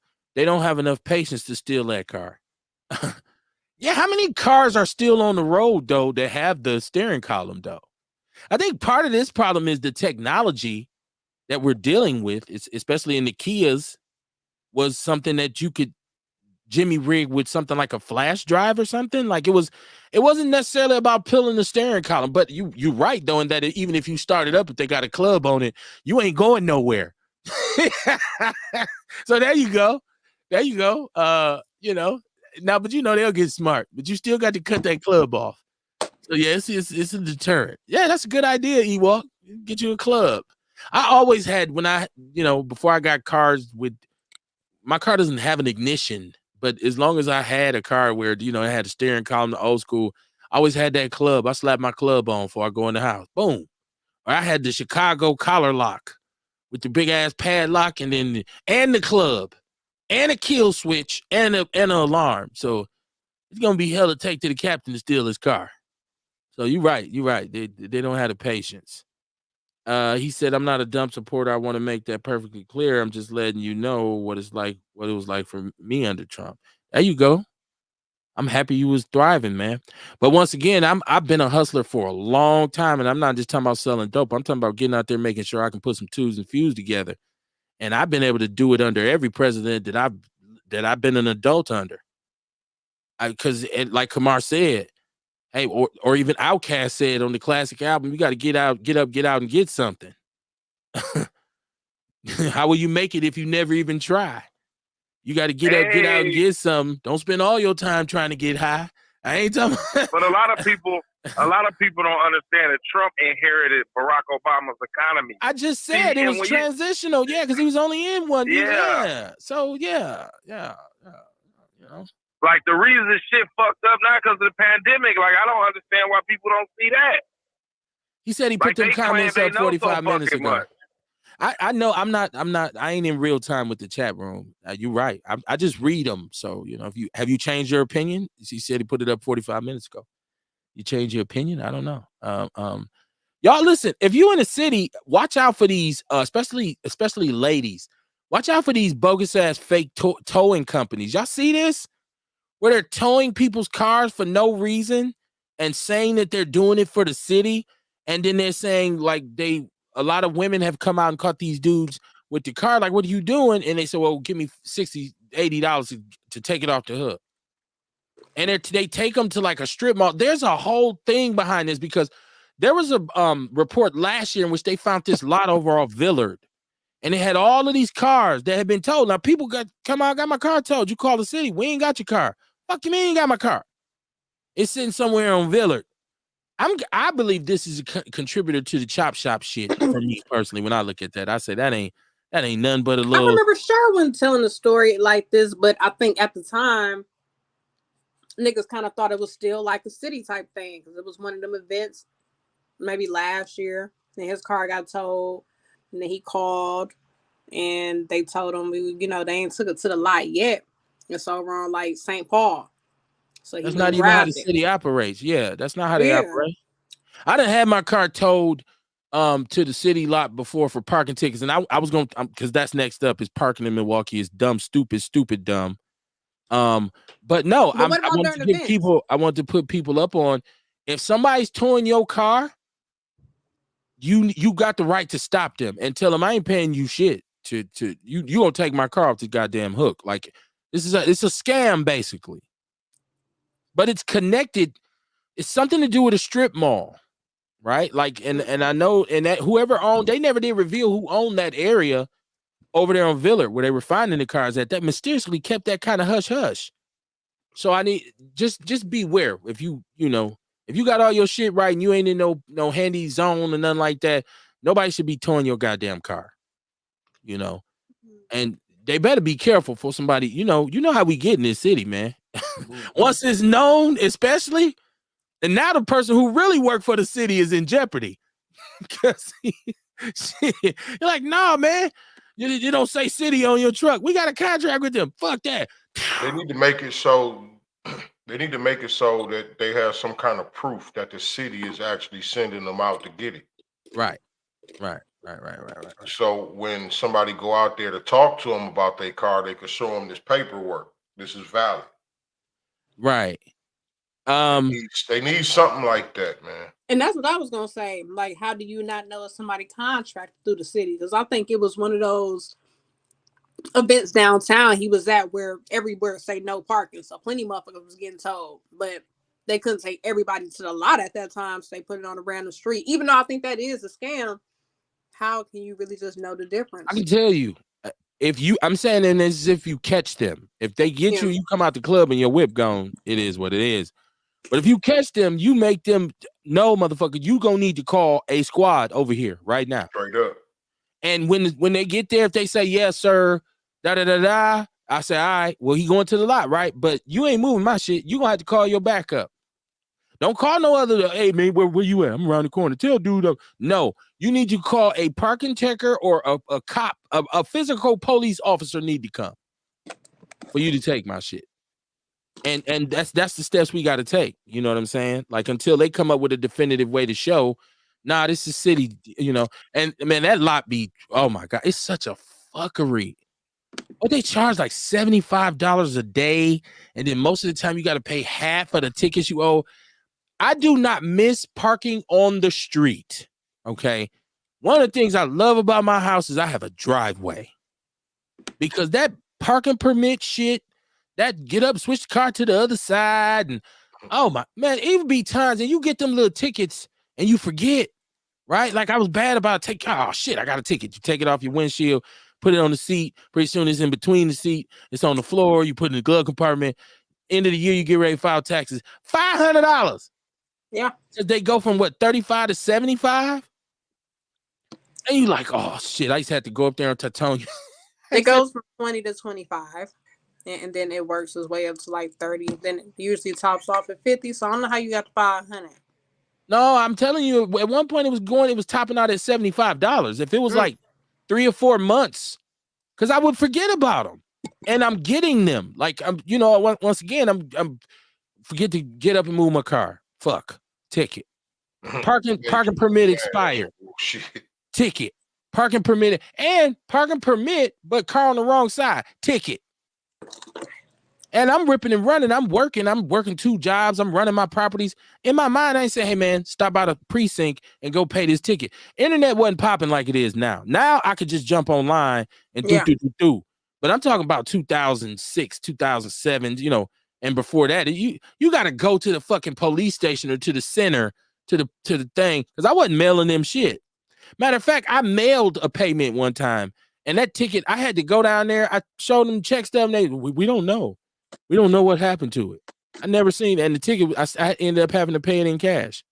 So, yeah, Milwaukee parking is some bullshit, man. And if you pay property taxes, why are you buying a permit to park in front of your own house? You know they actually charge you for construction. Whoever the mayor is, that's what I'm saying. Milwaukee is predatory on their own citizens. And then you go get your tags. I don't know if y'all done went to get your parking tags, your plate tags. I don't know if you got more than 2 cars, you got a luxury tax and a wheel tax. Fucking $50 turned into $125 quick in a motherfucker. It's like, oh my God, man. Yeah, Milwaukee, they need to rethink that whole philosophy, man. We got a lot of practices still in place from when the city actually, the tax revenue was up and people had jobs and people didn't give a fuck. Back in the days, I know my daddy get 40 of them tickets, and I ain't worried about that shit. You open his glove compartment, that shit just fall all over the place. I'm like, how is you still driving? Pops didn't give a shit. He pull up with writing on his window. Your car got towed? Yeah, talking about some tickets. What you do? I paid half. I ain't paying the rest. I mean, but you can't do that now. They talking about bringing the boot to the mill. I hope they don't bring that goddamn boot. What boot? The boot. You don't know what the boot cars is? on the wheel? Hell yeah. I thought we been had boots. I ain't seen nobody with the boot before. No? I don't know, but I know out there in Philadelphia, right? Like they got it where they put the boot on there, but it's really private companies that put the boot on there. Okay. Oh, right? for you watching a reality show. So if you take that motherfucking boot off, it ain't no problem. There ain't no crime or nothing like that. If you can figure out how to get it off. Like it's the sisters that go around and they charge a motherfucker $100 and they pull up and get the boot off for them. Hey, you watched the reality show where it was about just the parking checkers and people be cussing out the motherfucker, and they put the boot on somebody there in Detroit.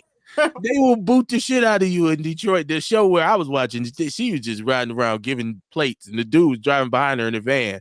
Boop, he was booting the shit out of people. People was coming out like, I'm at my cousin's graduation, motherfucker. Well, you can't park here. It's like, wow, that's crazy. It's crazy. You know what? I'm starting to see now more of these, I guess, Venezuelans. Somebody else talked about this on the show.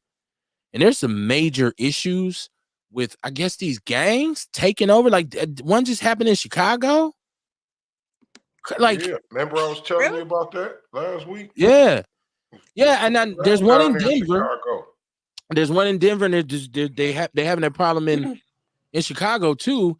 And so people are just kind of lumping all this together, saying, "See, Kamala's soft on immigration."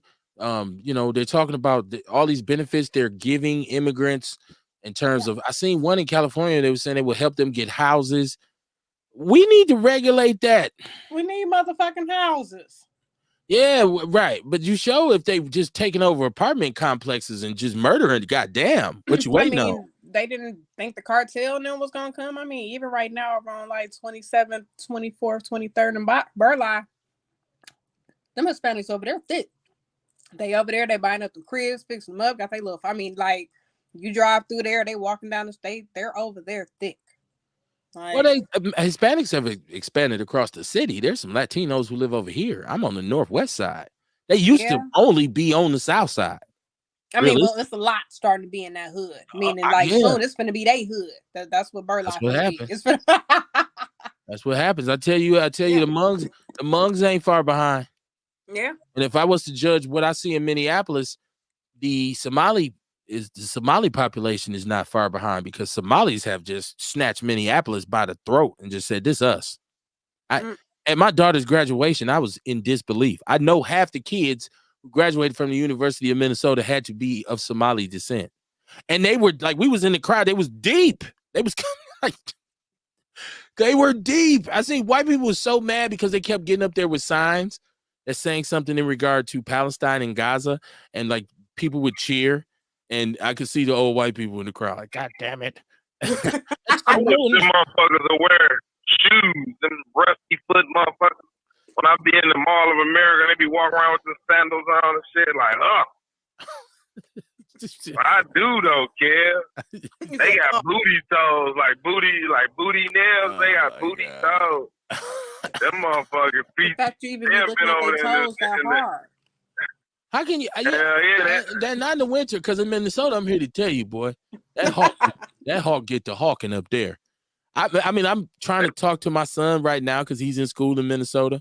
And you know, in Milwaukee, it's cold, it's snowing, and you see kids. They say, "Why y'all got on no coats?" They put their hoodie on, put a what they call it, a shiesty mask on. You rarely see the young teenagers here with gloves and caps and scarves. I said, "Boy, when this wind come off this prairie and hit your ass up here, you're gonna want the biggest coat, some gloves." He's like, "No, Dad, I'll be straight." I'm just waiting on around about late November. He gonna be calling me like, "Hey, Dad." I just sent you a link from Amazon. It's gonna be a scarf. It's gonna be some thick ass gloves. That shit get cold up there. So they ain't walking in the Mall of America with no sandals on unless it's summertime. But it'd be some of us walking around with sandals on in the summertime. Did you send him with a space heater? You know what I'm saying? Keep him. But he stays in the room. He has heat. Like he's not, you know. No, you know when it get cold, it don't be as warm as it usually be. So you be needing extra heat. And the way you saying it get cold, y'all might as well just send that stuff early. Help them out. I don't know that you can keep a space heater in a dorm room. I don't know that you can do that. Damn. Listen, I spent winters in North Dakota, so I had never, and I'm born and raised in Milwaukee my whole life. And I was hearing somebody reference, like, it don't seem like our winters be as bad as they used to be. Now, Kamar, I know you remember we was little, like 83, 84, 85. It used to be like 9 inches of snow, like three different occasions. I was telling my daughter, I remember a time when we was able to dig a tunnel in the snow. Yeah. You know what I'm saying? It was deep like that. Yes. None of that no more. And that was winter time period. That's what winter was. Like, you know. Yeah, it was often. Yeah. So now, I haven't seen, we had some bad storms here, but it's not like it used to. I don't know why. I don't know if it's global warming or what.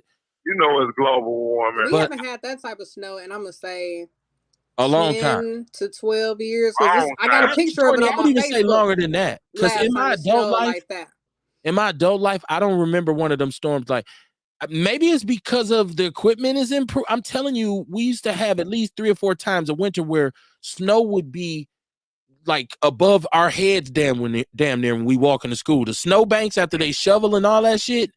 And the whole city, cars will be buried. So now, I said all that to say, none of them winters had shit on the first winter that I spent in North Dakota. I was like, this don't make no goddamn sense. I'm talking about, because it's flat. There's no lake. It's flat, and there's not a lot of tall buildings. And it's the plains. It's the Great Plains. That wind cometh. When they say snow drifts up there, they like 17 feet tall. So you just walking and you see snow that's done blew up into a cliff, and it's just this giant. It's like, is that for real? So it get cold up there is my point. I've been on a Greyhound where a 12-hour trip took 18 hours because it was snowing so bad. And you like, dude, the bus going like 20 miles per hour. So yeah, it gets cold up there. He said it sounds like Denver. Shay said sounds like Denver. He says that up to $150K in down payment assistance for nothing but FBA's DOA Freeman. He said California is a blue state. Yeah. He said they did the same thing here in Aurora. They blowing up out of proportion here. I know y'all still in the mountains. He said we get hella blizzards and snowstorms out here, but not like we used to. Yeah, I know Milwaukee was a son bitch when I was, and maybe it's just because I was little. You know, everything looked bigger. Like, have you ever gone back to your old school as a grown up and looked and said, this shit used to look so big to me? Now this shit looks Robinson's still big. Okay. I don't. My elementary school though, I could imagine my big ass going back to that, saying, I used to think this classroom was so big. It's just not even huge. But maybe the snow was like that for me too, because we used to start with a small snowball about this big, and then we just roll it until it was bigger than us. Like that's what you see, big ass snow boulders where kids don't even play in the snow like that no more. I don't even know what's going on with society. I remember back in the early 90s, like mid 90s, they had a bad snow, and the motherfucker had a heart attack out there shoveling their snow on the side of their car, and the motherfucking snow plow, it ain't funny though, but the snow plow came and plowed his body up in there, man. That shit was crazy as a motherfucker, bro. We just had here last winter where the lady she fell and hit her head on a snowbank in the now that was the ambulance fault because they was a little nervous. They didn't pulled up, didn't even stop. Oh yeah, they killed that lady and let her die, didn't they? Well, she hit her head and was laying out there, and they came and said we didn't see nobody and pulled off. I don't know what the fuck they was thinking, but but that was it. That was the one major. See, now okay, so in the winter here in Milwaukee, now you do get that one where it's like, whoa, this is crazy. And then there's some other ones, but it's not like I'm telling you when I was young, man, because me and my brother had to shovel the snow. This is how I'm so familiar with it because it used to be a lot of fucking snow. And me and dude used to be out there. We ain't had no snowblower and the shit had to be done. And my pops had to come home and walk through the snow and to get in the house. Somebody's ass going to be in trouble. So my mother get to warning you as, hey, y'all better get up right now and go shovel it. Cause if Sonny come home and that snow ain't shoveled, so me and my brother is out there. Just you do the back, I do the front. So that shit used to be crazy. But yeah, that's reflections of an old ass man. I need to buy me a generator. Cause last year when it snowed, we had that heavy wet snow. Power was gone. Oh yeah, you did. Yeah, there was some power you did. I forgot. Like you and Rail. Rail was saying that. Yeah, me and Rail. My power was not too long ago when we had this rain. No, was it the rain or the heat? I think it was the heat and the electrical grid. When there's too many people on that grid, that's the part about moving down south that motherfuckers be thinking about. The grid can only handle so many kilowatts per hour, and if you got every motherfucker, because we had a hot ass whatever, you know what I'm saying? Then that heat that's working that equipment over time. Man, I came home from work. That was 2 weeks ago, man. My motherfucking power was off. I was mad as a motherfucker, man. I ain't gonna lie. I had to sit up in that house, hot as a motherfucker. I should have went back and sat in my pickup truck. You know what I'm saying? At least the pickup truck got AC. I was mad as a motherfucker, man. Then I had to eat my ice cream and shit, and that kind of turned me off from eating my ice cream. I'm like, what type of fucking ice cream this is? And it ain't melted. And when I ran the hot water on it, it still didn't melt. I said, I'm not fucking with that ice cream no more.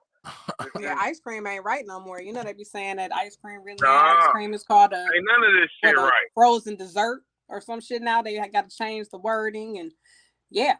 Yeah, y'all watch this chicken too, because I done been in the grocery store with my cheap ass and I'm looking for a bargain all the time. And I see that's chicken breast. It's only $5. And I get it home and my wife get to cutting it like, yo, what is this? And she's showing me the texture and I'm like, oh snap, that ain't. So watch out, y'all. And be a little fishish, a little, I don't know, that should be different. You'd be like, what is this? Yeah, eating is a whole different experience nowadays. Like you gotta be like, because Kamar, like I ain't got the issues. Right. Well, Kamar would have to be very any vegan would have to be careful because a lot of people claim they talk about being a vegan, but they're not particular about where they get their veggies from. So if you eat Monsanto sprayed vegetables and shit that's like what they say, seedless, and you walk around, I'm a vegan, but you eating the same shit we are. So unless you inform vegan and you know how to really well, it depends why are you vegan? Because people are vegan for different reasons. Okay. Some vegan for health, some vegan because they love animals. Right. Some do it just because they feel like not eating meat make them feel better. So a lot of people, what I mean? They vegans for different reasons. Right. So I'm saying though, if they just gonna go and buy cheap vegetables from the same bins that other people would, like I said, because all this shit, Monsanto is spraying all kinds of shit on vegetables. Like have you ever gotten vegetables and ran water on them before and it was like wax? Yeah. You know what I'm saying? So like if I'm saying if you're strictly vegan and you're that serious about eating vegetables, at least make sure you're eating. And I don't even like to use the word organic because you can just put that on anything now. Like, what makes this organic? Well, we sprinkle some garbage on it. It's just not organic, motherfucker. It's, and then it's also like people, this you got to be careful of soy. Some of the stuff you make where you're substituting meat and you use a lot of soy, because that in itself is not good for us. You really got to consult with somebody who's a vegan before you do it, right? Like, you got to sit down with somebody and say, yo, what's the science behind this? And then you get that explanation of, wait, first of all, why are you doing this, right? Like, and what pre-existing health conditions do you already suffer from? What are you looking for? You know, you just doing it because, like, people eat a vegan meal every now and then they be like, but I eat vegan shit, I'm healthy. Well, you went back to a Big Mac after you ate it, you know, at Vegan Fest. You came home and ate a sausage sandwich. Just saying, like, it's a lifestyle. I hate to see people start like talking shit about what they do, but they really just faking. I got more respect for somebody who's really doing it and living a lifestyle where, because if I talk to them about it, I want to know the truth. I don't want to know no fake shit. So it's like, okay. What's the difference between a vegan and a vegetarian, though?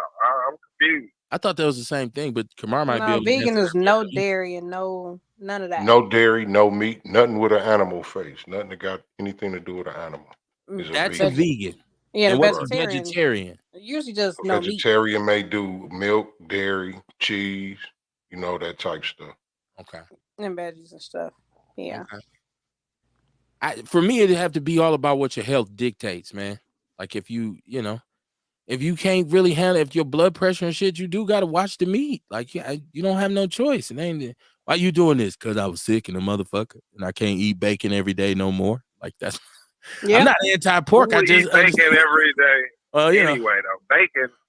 I think my uncle does. I think my mom told me that they cook bacon and just like set it on a plate and just be walking through grabbing pieces throughout the day. So I mean, there's people that do shit like that. Yeah. Man, I grew up on the pig, bro. We had pork. It's more than just bacon. We eat pork chops, pork roast, pork sausage, pork patties, pig ears, pig feet, ham, chitlins. How do you eat those things? Pig ears and snout. What is that? Is it fried? Is it? No, you cook it. You cook it. You boil it. Yeah, you basically boiling it with the ears and the snout. I never ate a snout. My mom would. I wouldn't do the snout, and I stopped with the ears when I was young because there's cartilage in it, and it's just not the texture for me was just bad. She wouldn't even offer us none of her pig feet because that was her personal thing. Like, she said, no, they're my pig feet. Don't touch that. The only thing I ate neck bones, but I believe, my mother, but I believe that was beef. But she would cook neck bones. Yeah, beef neck bone. I don't know can you eat a pork neck bone? Yeah, it's pork neck bones. Because if it was, I'm sure we ate some of them too. Don't they got turkey necks? We never ate no turkey necks. No? My mother, shit. That's what I'm saying. Greens had fat back in them. My wife put turkey wings, smoked turkey wings, and when she cooked greens, hell yeah, put some smoked turkey wings in that shit. My mother had fat back. It was called fat back. It was a piece of pork. Okay. Salt pork. It was called salt pork. Yeah, it's called salt pork. And she would put that brick of pork in there with the skin attached, and it would cook out in the meat. And then it get to the point where you tear it apart by the time it's done. Get you some good fat back. That's what bacon is, Courtney. Salt pork. It's cut up. Yeah. So I grew up on the pig. I eat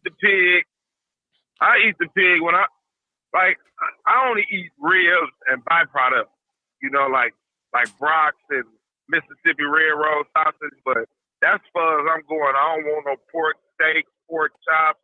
I don't want no pork loin, no pork ass, no pigtails, none of that shit. I don't even eat beef. I really don't even fuck with beef. I be fuck with that yard bird and motherfucking turkey. Not saying that that's healthy, because they say that chicken is a nasty motherfucker. They say that motherfucker eat his own ass out. You know what I'm saying? Well, chickens eat shit. If you've ever seen somebody kill a chicken and dress it, there's actually a part in their throat, or is it right before their stomach where the shit goes, and you have to cut it off, or your meat will taste like shit. You could taste it; it'll taste like a very bitter kind of like. And so you gotta know what you're doing. My father, mother, and grandmother would know. They knew how to do it. My grandmother, sheep, beep, beep. Cut it right out. Chicken be good. You know how to do it. I don't know. I can't remember specifically where that piece is, It's like even in a raccoon, my father would gut the raccoon. There was some called a skunk vein where you had to cut it out, or else the meat would be so gamey you wouldn't even be able to eat it. So yeah, and I don't know if there was toxins in that, but I know with chickens is shit because chickens walk around pecking the ground. Boy, they See, have skills. people talk about pigs, and people talk about pigs, but they eat chicken, right? They talk about fish, pork, but they eat catfish. A catfish lives on the bottom. He glides on the bottom and sucks shit off the bottom all day long. And people say, I love me some catfish. Them fillets be good. I don't like catfish. Okay, I like catfish. I like perch. Okay. Like a lot of the traditional shit that we eat. Like when I got out of prison, pork tastes bloody to me. Oh. Like I can't really describe it to people, but pork and beef, it tastes bloody. Like it never been cooked. So I don't fuck with it. You know what I'm saying? Like it's damn to make a nigga want to throw up. Now don't get me wrong now, you know what I'm saying? If I could get me a T-bone and cook it to a sear, I like lamb. But lamb got a funny smell to it, though. Lamb so you is gotta gamey. be careful with that lamb. You gotta soak it before you cook it. You gotta soak it in something. Yeah. Usually you I cut just it. had some lamb chop. Get some red wine vinegar and some salt and let it. Yep, that's what I soak mine in. And apple cider vinegar and salt. I soak it up in there and shit. That too. That'd probably be even better. Yeah, apple.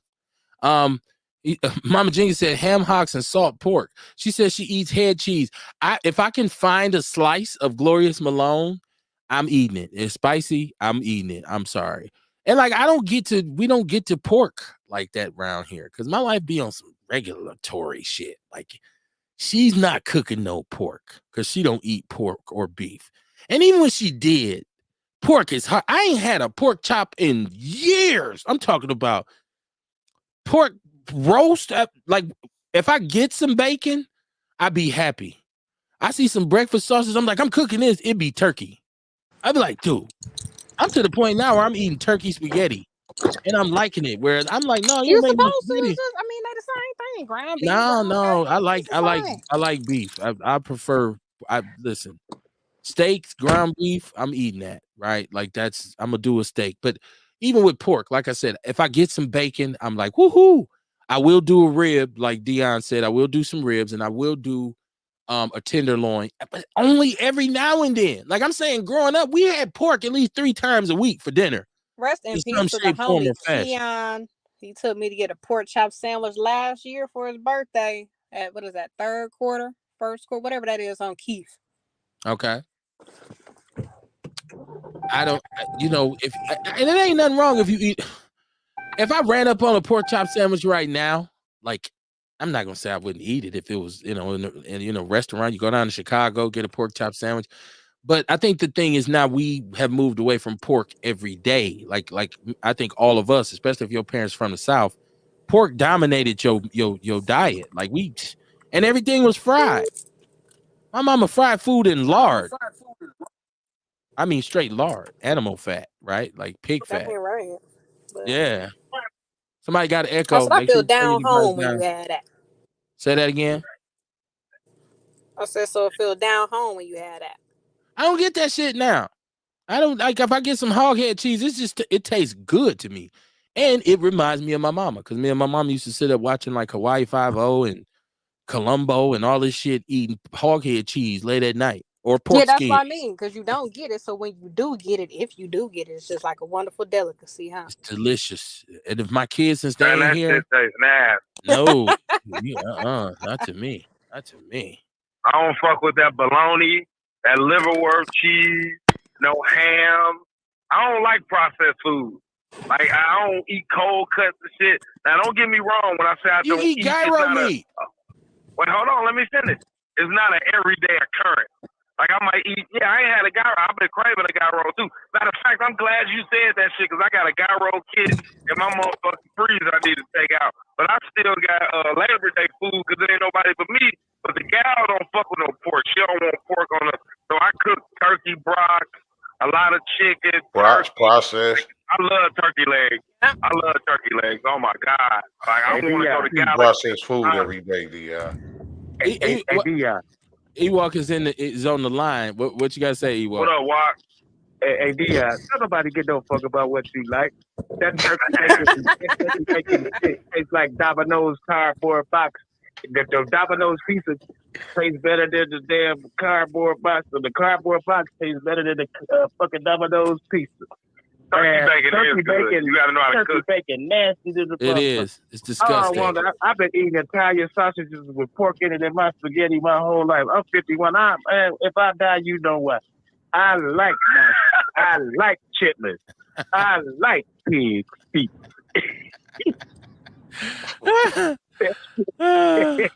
Oh my It God. tastes good to me, Kev. Hey, Kev, listen, pig I'm ear gonna tell sandwich with you. some hot sauce If on it. my mother was still alive, I can tell you this unequivocally. There's a lot of things I don't eat right now simply because my mother has passed away.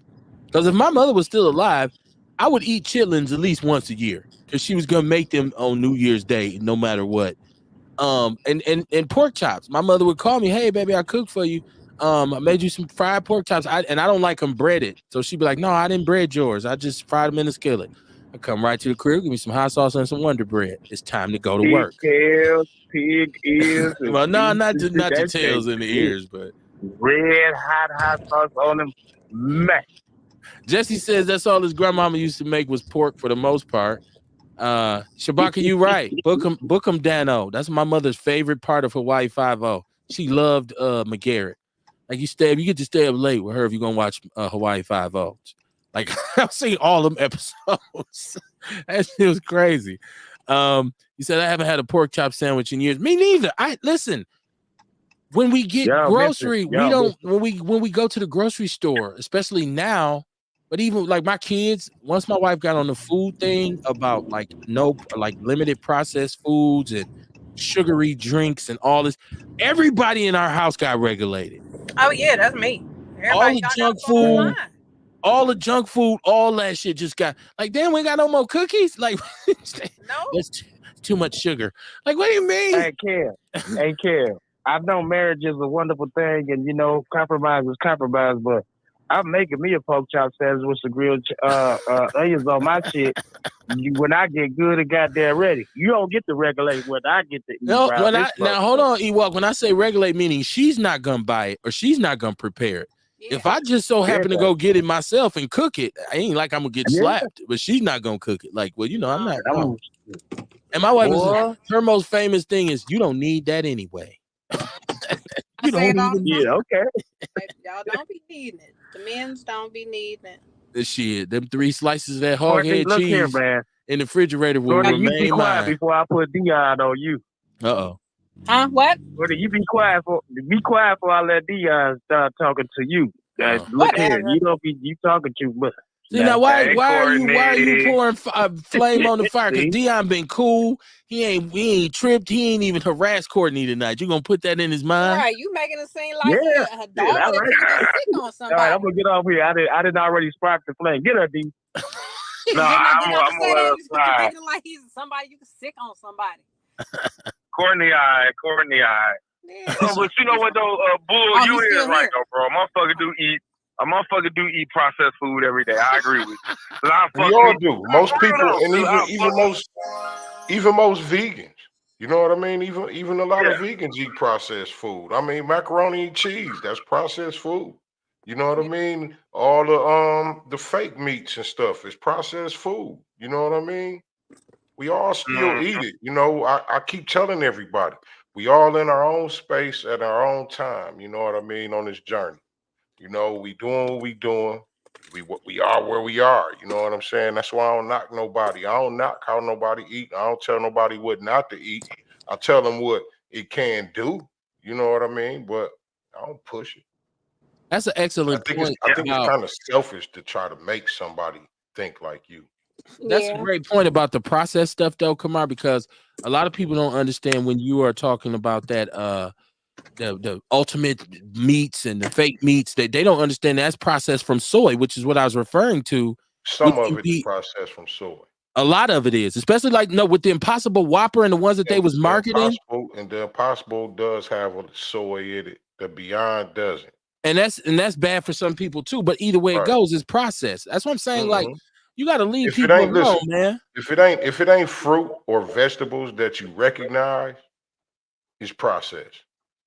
That's why I tell people, leave people alone, man. Let them live their life. You know, if offer them something where they ask for it at. Stop trying to force shit down people's throat.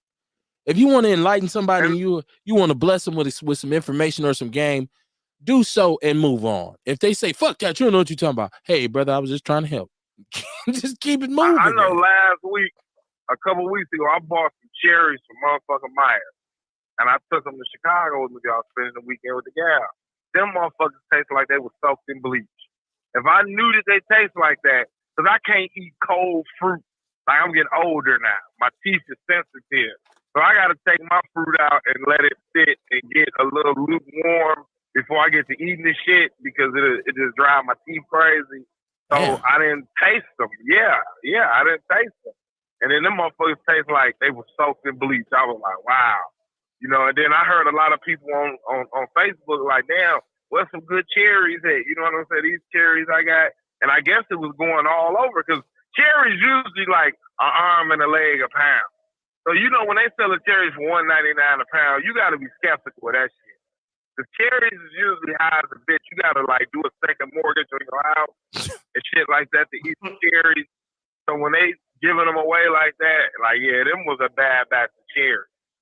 You know, like all this shit that we be eating, like the not the EPA, but the USDA, they say you are allowed a certain amount of rat feces and rodent hair and all that shit in your food. You know what I'm saying? Like, it's a certain amount, because, I mean, you can't stop the doo-doo from getting in your Raisin Bran cereal.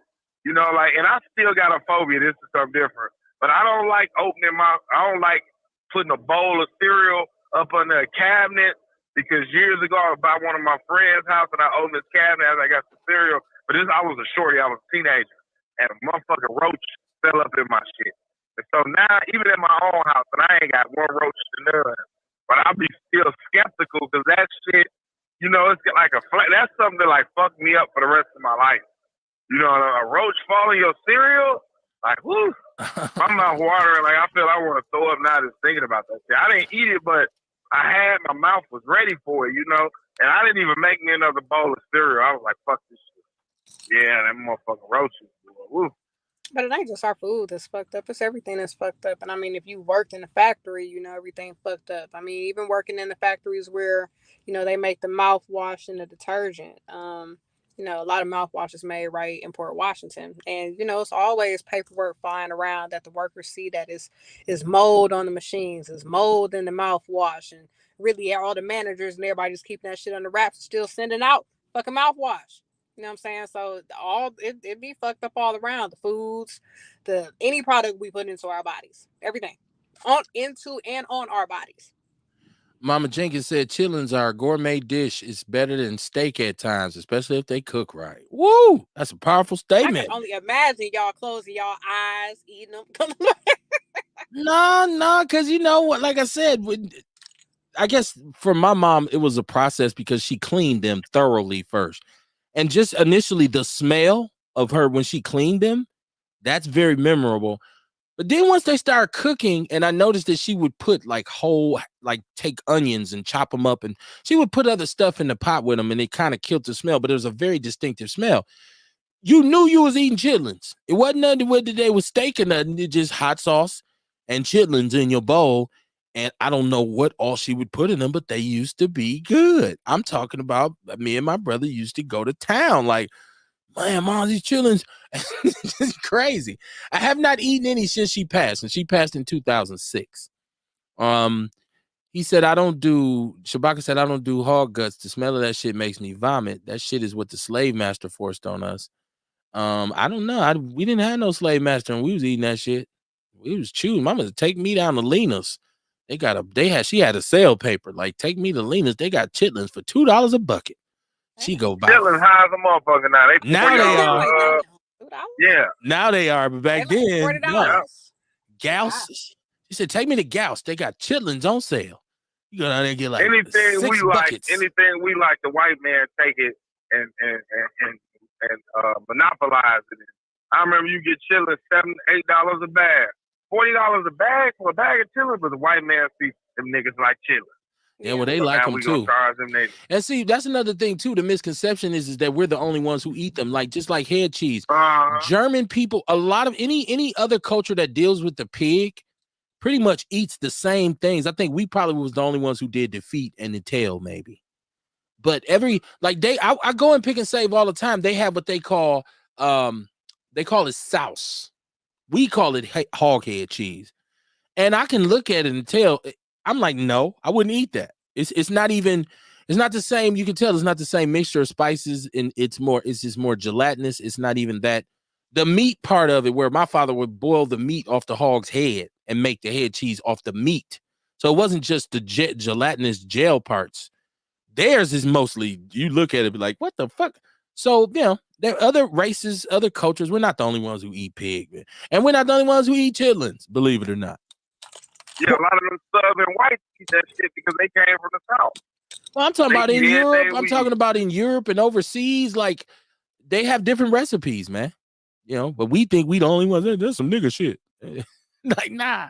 Yeah, they eat fish eyeballs and rotten fish and drink sour milk. And all kinds of stuff. What's that cannibal sandwich and shit? Yes. When you eat some raw ground beef, you dying that same day. It don't kill them. He said this is Jesse saying that's how I feel about my grandma. She been gone for 9 years. That's all she used to cook. If I go to my grandmother, like the old school, like being in Mississippi when my grandmother and my aunties do breakfast, like it wasn't nothing on that table but pork. and pancakes and French toast and waffles and grits and rice, and it wasn't like, grandma, can I get some turkey bacon? She'd be like, what is turkey bacon? My grandmother would have been like, they make bacon out of turkey now? What pot they use? Shabaka said boric acid kills roaches and their nests. Yes, it does. Yes, it does. I know that for a fact. He said one man's meat is another man's poison. The chitlins are hella high. They are, man. Times change, people change, things change. We didn't do a show on Monday, so this is the only itineration of the show this week. So we probably won't reconvene until next Monday. So Kamar, what's on your calendar? What's on your calendar for the rest of the week? Oh shit, I'm going to California tomorrow. Okay. California, West Side living. California. What part you going to? LA.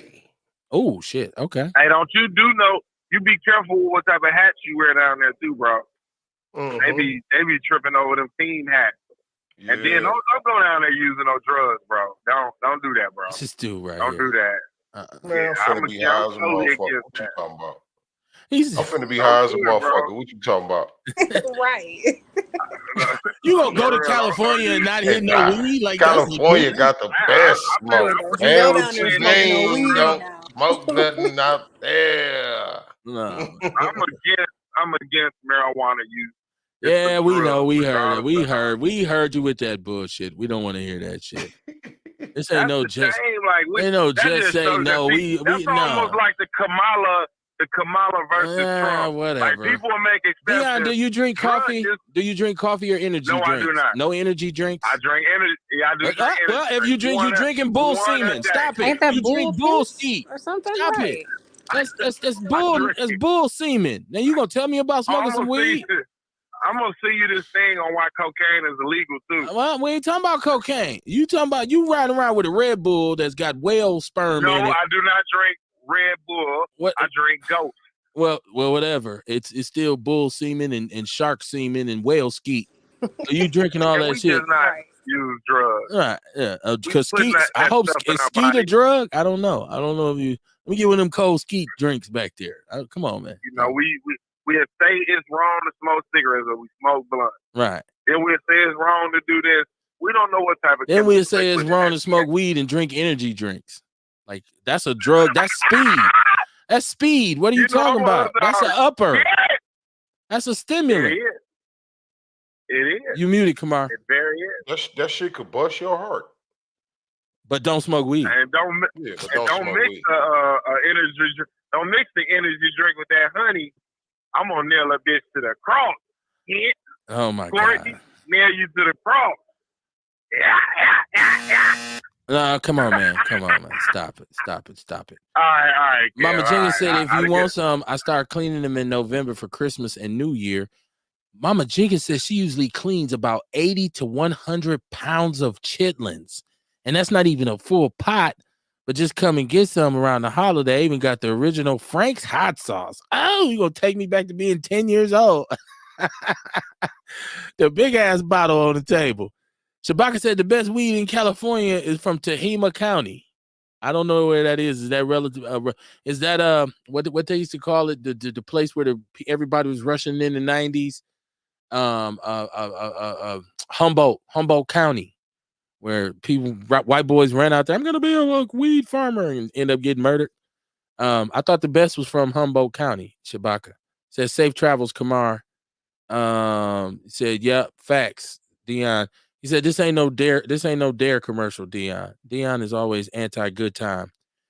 I don't know if Courtney's still with us. I know she was out and about.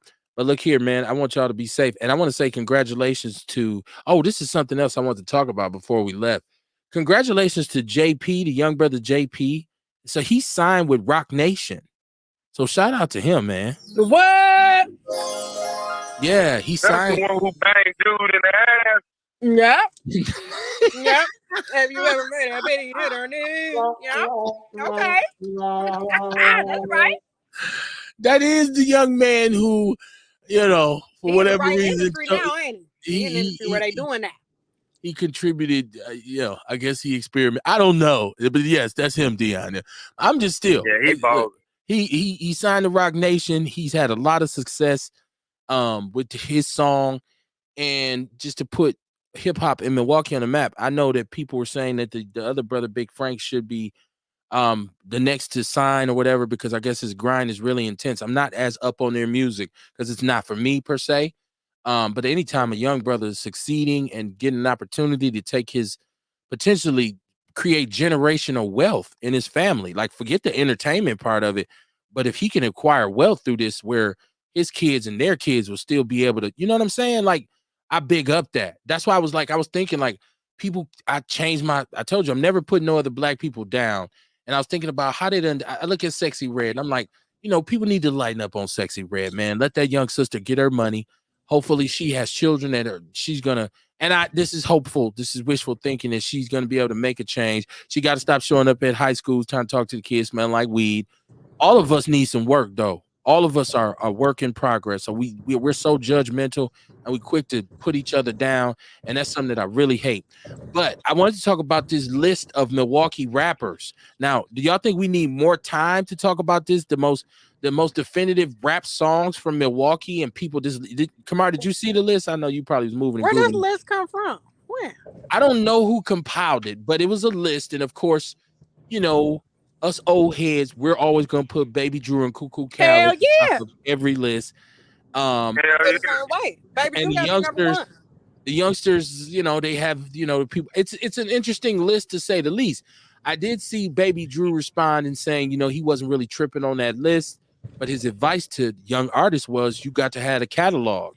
So you got to put the work in. You got to be consistent. You can't just say you was the greatest and you got 2 singles and an EP. Like, you really got to get out here and really put the work in musically. But no, sometimes them singles and EPs be some hitters that last through forever, through life. Because I remember the other day I was somewhere and a nigga pulled up playing you a tramp, you a bitch, you a punk hoe. I was like, okay, then. Real Milwaukee today. Is that generational? Is that a generational song though? Like, I don't. You don't know that? It's not something I ever bumped. It's not something I ever like. You wasn't seeing me driving down the street with it playing. In the clubs. In the clubs, it would play. I know it has some. I don't put that on the same level as something like Goldfingers or something like Wide Body Rides by Drew, like the Country Boy Clicks album. See, that other music to me, but it has its place, right? Because obviously it left an impact because even y'all are, referring to it. That's a little bit after me, and that just, and club music ain't never really been my thing. Like, I'm like more of a. Oh, they thick than a motherfucker. Yeah, a little wumpy. It's that same era. Yeah. Kev, so it just was no. That's not from the same era. Those songs were definitely in the same era because I was around during that I era. would put $1 to a dime that Goldfingers and Wide Body Rides came No, out years before. that's not what I said. I was referring to the show Oh, Thick okay. Well, we was that talking Deion about two said. different things. I thought you were talking about Country Boy Click because that album No. came out in like 94. No. We was bumping that in 95. Like Powder, Baby Drew album. That shit. Listen, I'm gonna go ahead and say it if nobody else wants to say it. No rap artist from this city has ever made a whole album better than Powder. Point blank, period. No Milwaukee artist. And I love Cuckoo. Cuckoo's album wasn't better than Powder. You don't want to see it, do you, punk? Yeah. Nobody I'm ever. big now. No. Powder is actually, now this is my personal fan. Who got their dog in the background? Nothing else. Deion playing some Baby Drew.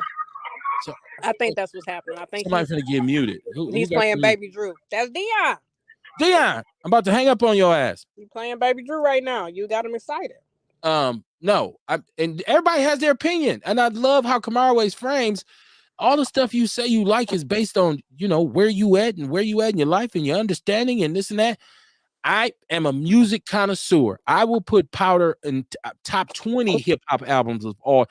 Powder is the greatest piece of Milwaukee hip hop that was ever created. That's my opinion. It should be at the top of every list. I don't know. I know people say, no, you a punk, you a bitch, you a punk hoe. That was better. Okay. Maybe we didn't say nobody said it was better. Just said that it was a song. I said other people. I said some people might. There's some people who might say that, Courtney. There's some people who never even heard Powder. Did you? I had never heard Powder, but did you repost that list in the People's Network so we all can see it? It's in there. It's actually two of them in there. Okay. And you said you've never heard Powder. I think I've heard maybe Disco. I heard certain songs. That's not on Powder. Baby Drews. There we go. Okay, that's not on Powder. But you probably heard more Ghetto Hero than Country Boy Click and stuff like that. So, but that's understandable. It's all in the game. There's an age difference, generationally. I don't even know what year did you say you moved to Milwaukee? 99, 2000. Yeah, this had already. A lot of this had already transpired, but 99 was because that's when I came home, and that was Powder. But it was a couple years old. I'm thinking, Kamar. So you was in the game at the time, Kamar. So the timelines better than me. Like Cuckoo Kyle was dropping his songs around the time I moved here. Well, in my projects, I'm like, okay. So that was. Yeah, it was a couple years after, and Goldfingers was Kamar's like 96, wasn't it? And then, yeah. You muted, Kamar. You're muted. Yeah, I think it was about 96. Yeah, so I mean, it's some different, and it's understandable. For everybody, like Courtney just said, I've never even heard Powder. I can understand how somebody can say, nah, Kev. Nah. I mean, I took Ghetto Hero one time with me on a trip, and I had run into a music Sam Goody executive. This when record stores are still popping. She was blown away by Ghetto Hero. She was like, I gotta have this. I'm like, no, you can't have my CD. I think I gave her the contact information inside the CD cover. Drew actually spoke with them at once, but them Sam Goody they went bottom up. He says we are all. I just want to finish this chat room. We are all a work in progress and still learning. I wish more people would admit that. I wish more people would admit that we are all like everybody wants to present themselves as perfect.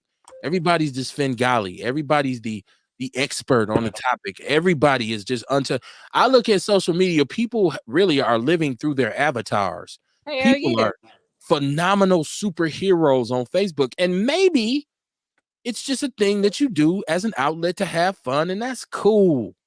That's what I'm saying. I'm never putting nobody down. But some people, I feel like they really believe they own hype, and they put stuff on Facebook or they put it on Instagram. You be like, that's not even you, cuz. I know you. And it's all good, man. Whatever you need, whatever you have to lean on to survive, you need to do that. That's fine. Shabaka says rap music needs positive lyrics for our youth. You know what? Right now, who I'm really feeling, who I believe is going to save hip hop, I ain't going to even lie to y'all. This boy, the Russell is a monster. I don't know if y'all listen. But they're not gonna let him save hip hop. Like anybody that they're not going to let him. No, I mean he's gonna have an influence. I don't think in a lot of areas, but I don't think he's gonna be able to save it. They're gonna beat him. I don't know. Well, I should say, Courtney. I should say West Coast hip hop. I should say. Yeah. I think he is man. And I've listened to because I didn't even know he has so much music. Like I'm just that song that I don't know if it was you or Rail put in the chat in our chat that day, and I've not stopped listening to that song since then. Motion, right? Mm-hmm. And if you watch Russell, his, I did. I think I put that in there. oh my God, man! And I I've know heard me and so Rail been many. talking about him for a while though. It's been so many more. He has one with Yeah, he Freeway and Petey Crack, and Richie Rich just tore his knee up doing. I don't know if y'all follow that, where Richie Rich was out there performing with him, old nigga on stage, and tore his meniscus and he tore his whole leg off and was rapping on the stretcher. Man, Yeah, but Richie Yeah, he Rich getting live. That's a paid. live young brother, man. Man, that look, man, that boy. You know, I done looked up his tickets before, and I know when I was looking maybe last year, it was like, how much do you think it's worth to come see me? So it was kind of like set your own price type ticket. So I wonder, has he set his own price now, or is it still like that? But I would love to go to Vallejo and catch one of them backyard shows. I know that shit would be an experience. Yeah, they be dope. And Yeah. it's growing. Like it's more artists because I seen Juvenile on there. I seen some other artists, some other old school. I like the fact that he gives credit to the old school, the E40s and the Too Shorts and them dudes that came along in the Bay Area and really paved the way. I like the fact that he does that, but I also respect the fact that his lyrics have a real, like, serious sense of positivity in him if you listen to him. He's saying, I've been in a place and I've come out of this place and I'm smarter. You know what I'm saying? But also the energy. I don't know what about hyphy. I'm old and I can't do anything hyphy, right? But I like the energy involved with it because when I see how free they are in them videos, how they like just be dancing and having a good time, it don't even be about no gang banging, about no shooting. The brother's dope, man. I've been, so that's what I've been listening to in terms of new shit. If La Russell's on it on YouTube, I got it playing through my Bluetooth speaker, probably keeping somebody up at night. He said, and so that was Shabaka saying rap music needs positive lyrics. Well, the kids got to seek positive lyrics, right? Like, I think these kids, like, the demand creates the market, okay? Drill music, they wouldn't continue to sell it unless somebody was buying it. A lot of the music that I hear now, and it's a quick, for me, I just switched the channel because the one thing I don't want to hear now is about how much money you have, how many diamond rings or watches you have. I don't want to hear you talking about what you drinking, what drugs you taking. Let's talk about life, right? And if you want to talk about how you smoke some weed, that's fine. But I'm not listening to weed songs like I used to no more. You know, you'd be like, oh, this is the weed song right here. No, I want to hear you say something. So I think there's positivity out there. I think the kids, we had a demand for it in our generation. Like Nobody's even good with the weed songs though. Like how Devin the Dude was and Doobie Ashtrays. Ain't nobody smooth like that. So right. But Devin is right, and thank you. Devin is a whole other kind of it's a whole kind of, see, you have variation in it. That's my point. So you had somebody like Devin for a stoner or a pothead. You know, everything wasn't gangster back in the days. Yeah, it was gangster rap, but it was a lot of positivity and, like, you know, you wanted to hear Tribe. You wanted to hear electric relaxation. You wanted to take a break sometimes from straight boom, boom, boom, boom, boom, boom, boom. Like, so I think we should demand it more. And I think the market will start to produce that. I think a lot of that is because we eat it up. Like we follow that wild shit, man. I hear young rappers on their songs, they just now on the radio just talking about swallowing. She swallowed it. And I'm like, damn. You didn't hear that on the radio back in the day. Somebody talking about some girl who swallow it up and eat it up and all that. Like, damn, that's crazy. He said, who are those people? He's talking about, I think he's talking about the Milwaukee rappers. Yeah. He said K Camp is from Milwaukee. I remember listening to him like, yeah, K Camp is. He's a little bit after. I'm an old fogey. Like, so if you start talking about 20, I thought about this the other day because my birthday is coming up. If somebody said 20 years ago, I was 28 years old. So I was old then. Like, you know, you getting old when you've been old for a long time, right? Like, I say 15 years ago. I'm like, damn, I was still 35. Like, I'm old, man. It's all good though. It's all good. It's all good. I had a wonderful youth. It was yeah. He said Kamala Harris belongs in fucking jail. Oh, you missed the boat on that conversation. We wrapped that one up, Shabaka. Yeah, we done with Kamala. tonight. We ain't talking no more politics. Jesse said, Powder, he remade the Ice-T Power cover. Absolutely. I'm gonna ride around Absolutely. and bump that tomorrow on my way to work in the I morning. have the t-shirt made, and I was in the Phoenix when the Phoenix was still, I keep telling y'all I'm old. I was in the Phoenix with the t-shirt on, and Baby Drew was in there, and he came up to me and was like, man. No, I had Ice-T. I didn't have Powder. I had Power by Ice-T. He came up to me and said, I thought that was my album. Because I had the front cover on the front and the back cover on the back. And so he came. I said, nah, man. And so we chopped it up right there. I hadn't even started podcasting yet. I was just out here being dumb. Dion said I had to pop that Baby Drew. I know. You Told fucked you up. got him excited. Say that again, Courtney. I told you got him excited playing music in the damn background. Yeah, it's us old heads, man. If you from Milwaukee and you of a certain age, if they put some Drew on, your head go to bopping. Because I can remember Drew coming on, what's the name of the song? Getting It On. And I can remember that song getting the club, like, and they used to always wait till the end of the night to play it. And as soon as that first part come on, I'm talking about enemies, white people, black, whoever's in the club is on the floor dancing. That's how much motherfuckers in Milwaukee love Baby Drew. So, yeah. Or Cuckoo in my projects. Like, yeah, but that's when our city was a little bit more, Yeah. I was young, so I remember it with, great relevance. He said, I remember buying records from Sam Goody, Media Play. Yes. I used to go to Audio Vibes on Capitol for years. It's a nail shop right now. He said, have I heard Daylight? I think Daylight is a retard. I'm not really rocking with Daylight. I can't get past what he done to his face. Is he tight, Kamar? I don't know, man. I mean, I heard some of his music a few years ago, but dude just a little too weird for me, man. Shabaka said, fuck Vallejo. That place is raggedy as hell. Damn. Damn, Shabaka don't like shit. Right. He don't like shit. I've heard Vallejo. They say Vallejo's rough though. It's a hood. We had Mac Mall on here.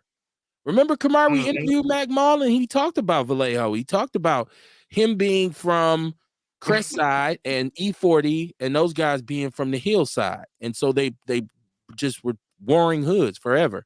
So I've heard that a million times. And one of my friends, rest in peace to Rob Weeks, who had moved to the Valley when we got out of school. And E40 had a club in Vallejo, and I would talk to him like, man, did you go in the E40 club? And he's like, man, nobody goes to that ghetto ass shit. That shit is hood as fuck. What the fuck I look like in Vallejo that late? So I was like, oh, my fault, Rob. I didn't know. He said Richie Rich said, yeah, Richie Rich is living it up on Instagram right now. He got his road to recovery. He's getting a lot of spin on Instagram because, like I said, he tore his knee up, so he's on recovery. He had surgery and everything. On stage, and if you watch it, it's crazy because he's jumping around with these young boys. They got a song called "What We Doing," and Richie Rich goes last, so he jumps out, and he even says that he's laying on his because they think he playing, right? He's sitting on his butt and he's rapping, but he's throwing it in his rap. I can't get up. So then at the end, he's like, "I told y'all young niggas about all that jumping around." It's hilarious. Me and my brother was in the garage cracking up. Torn meniscus is a bad thing. I mean, I experienced it, but the people I know, god damn, the fact he was able to rap through it. He was sitting on, he couldn't get up. He just kept rapping, and then when they came and put him on the stage, because La Russell always has a live band, so they just keep playing. And so he's on the stretcher going out, and he's still rapping. It's on Instagram if you go to his page. It's on there. Let me see. He said 20 years ago. Who is this?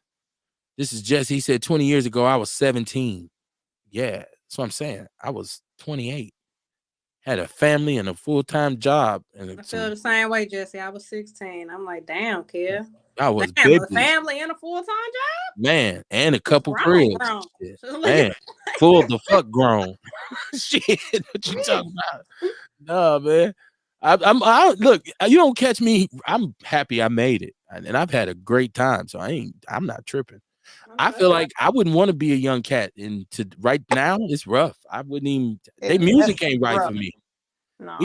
We had the bumps. And we had a good time. So I don't know.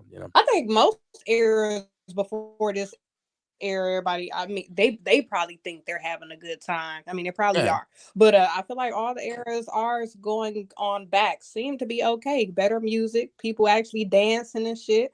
You know, it was good times. And nowadays, I don't know. Everybody zombie-ish and masks and hoodies and I don't know. It's a different time. It's very different. I don't know. Yeah, the internet. No, the internet changed human interaction. Like now, you're very safe at home with a computer or a phone or a tablet and you can say whatever. But back in those days, we didn't have that shit. So you had to see a motherfucker. So if you was running your mouth or saying this person's name or you was out here living fraud or you seen that especially in Milwaukee, because we all going to either Northridge, Capitol Court, the Grand, or Mayfair. So some dudes, I'm going to Southridge. You fuck around, somebody pop up on your ass over there. Like, oh, that goes so and so. So page them, right? Yeah. I don't. These young boys, good luck, man. Good luck. I got a 17-year-old son, so I'm in it. I'm still in the game. Shout out to my son who's doing well and it's looking like he may even start his first college game as a true freshman. That's what's up. Yeah, he's already starting on special teams, and he told me coming out of camp, he and another kid were side by side for one of the starting receiver spots. So yeah, shout out to him, and shout out to my baby girl who bought her first car last week, and then she moved into her apartment today. Oh man, she really out there adult. She got her. I'm just almost in tears. They all just living. Look at them, man. Making me look like I was wonderful, not like I'm just look at Kev out here being the dad, getting them children right. My brother's sitting somewhere like, dude ain't did shit. Fuck him. I know my son. He worked. I'm gonna say this, and we're gonna get off because it's late. But he worked very hard, and the thing was, he didn't really get recognized for his accomplishments because he went to a high school. I wanted him. To me, it was about academics because I knew he was an athlete, right? I'm like, you're gonna get your shine wherever you go. I had no way of knowing that it would be what it was at Milwaukee Lutheran, athletically, and he just didn't get his credit. He didn't get his just due because he played in this horrible program with this horrible. I don't like to talk about nobody kids, but some of y'all kids is just trash, ass, garbage, dumpster juice. And so it kind of affected him. So he got an opportunity, and I told him, it's not really about where you go, where you start at, it's about where you finish at. And so you take advantage of this opportunity and you can build from here. You can do whatever you want, but you got to prove this shit. Eventually, Kamar, the film don't lie. You got to put them numbers up. You got to be able to cut that film on and say that's that. We ain't talking about potential. Oh, he fast. Oh, no. It got to be game time shit. And it's looking like and I'm just happy for him because I know he worked his ass off. And he said, "Well, Dad, yeah, but this is small D3." I'm like, dude, this is college ball. I don't care who and where you go to play as a true freshman. Is an accomplishment. So give yourself credit, man. I'm very proud of you. Just do what you do. You know what to do. You got you got the blood. You got the blood of us in you. I'm a Hall of Famer. What else you gonna do? Right? But yeah, so I just want to give my kids they props. Hey, Kamar, Jesse said he remembered the show with Mac Mall. It's a dope show. It's still a thumbnail on YouTube. Like there's a bunch of them on there. MC Shan, Big Mike, Mac Mall. There's a bunch of them on there. Y'all go check our shit out, man. Stop sleeping on us. I got to figure out how to work YouTube, and we'll be all good. So, Kamar, I know you said that you finna hit the West Side. Courtney, you just got the new gig. So you got anything for the Village or what you got coming up in the weekend? Nothing. You know what I'm saying? I've been nope. All right. Well, with that said, man, it's 10 o'clock. It's time for y'all to get some sleep. We all got to be at the plantation in the morning. I know I does. I'm about to watch this Netflix with what's her name? Hold on, where is that? You know which one I'm talking about. Is this the Deliverance joint? There we go. Yeah, Deliverance. I want to watch it. I want to watch it, but I don't know that I could watch a Lee Daniels film. Like, I'm sorry. Because I seen Lee Daniels with a sheer shirt with his nipples showing, and I know he's a little zesty. So I was like, I'm not watching that shit. I know. I'm working on myself, Courtney. I have biases. I'm working on myself. I don't. I feel like if a gay man with a sheer shirt made the shirt you wearing, you gonna rip it off and burn it? I mean, if I found out, I would take it off. Just because I would feel like I'm representing him, like this his brand. Like, you know, I'm like, look at the tag of your shirt. If it say, hey, I'd be like, oh, hell no, I'm gonna take it off. My nerves, dude. That's not anti-gay. I'm just saying, man. It's just What? biases, man. I'm sorry. But yeah, man, we gonna get out of here, man. We'll be back Monday, man, for y'all. And like I said, there's more content coming. We're gonna add some stuff. Like I said, getting my kids set up and getting this boy off and all that is a heavy task. So now it's time for Outlaw Radio and the People's Network to step up, man. I want y'all to be good to yourself, man, because you can't be good to nobody else unless you know how to be good to yourself. Stop running your damn mouth and do something. Shit. Your criticism of the community outweighs your contribution. Your ass is a coon. Peace and love. I'll see y'all Monday. Peace.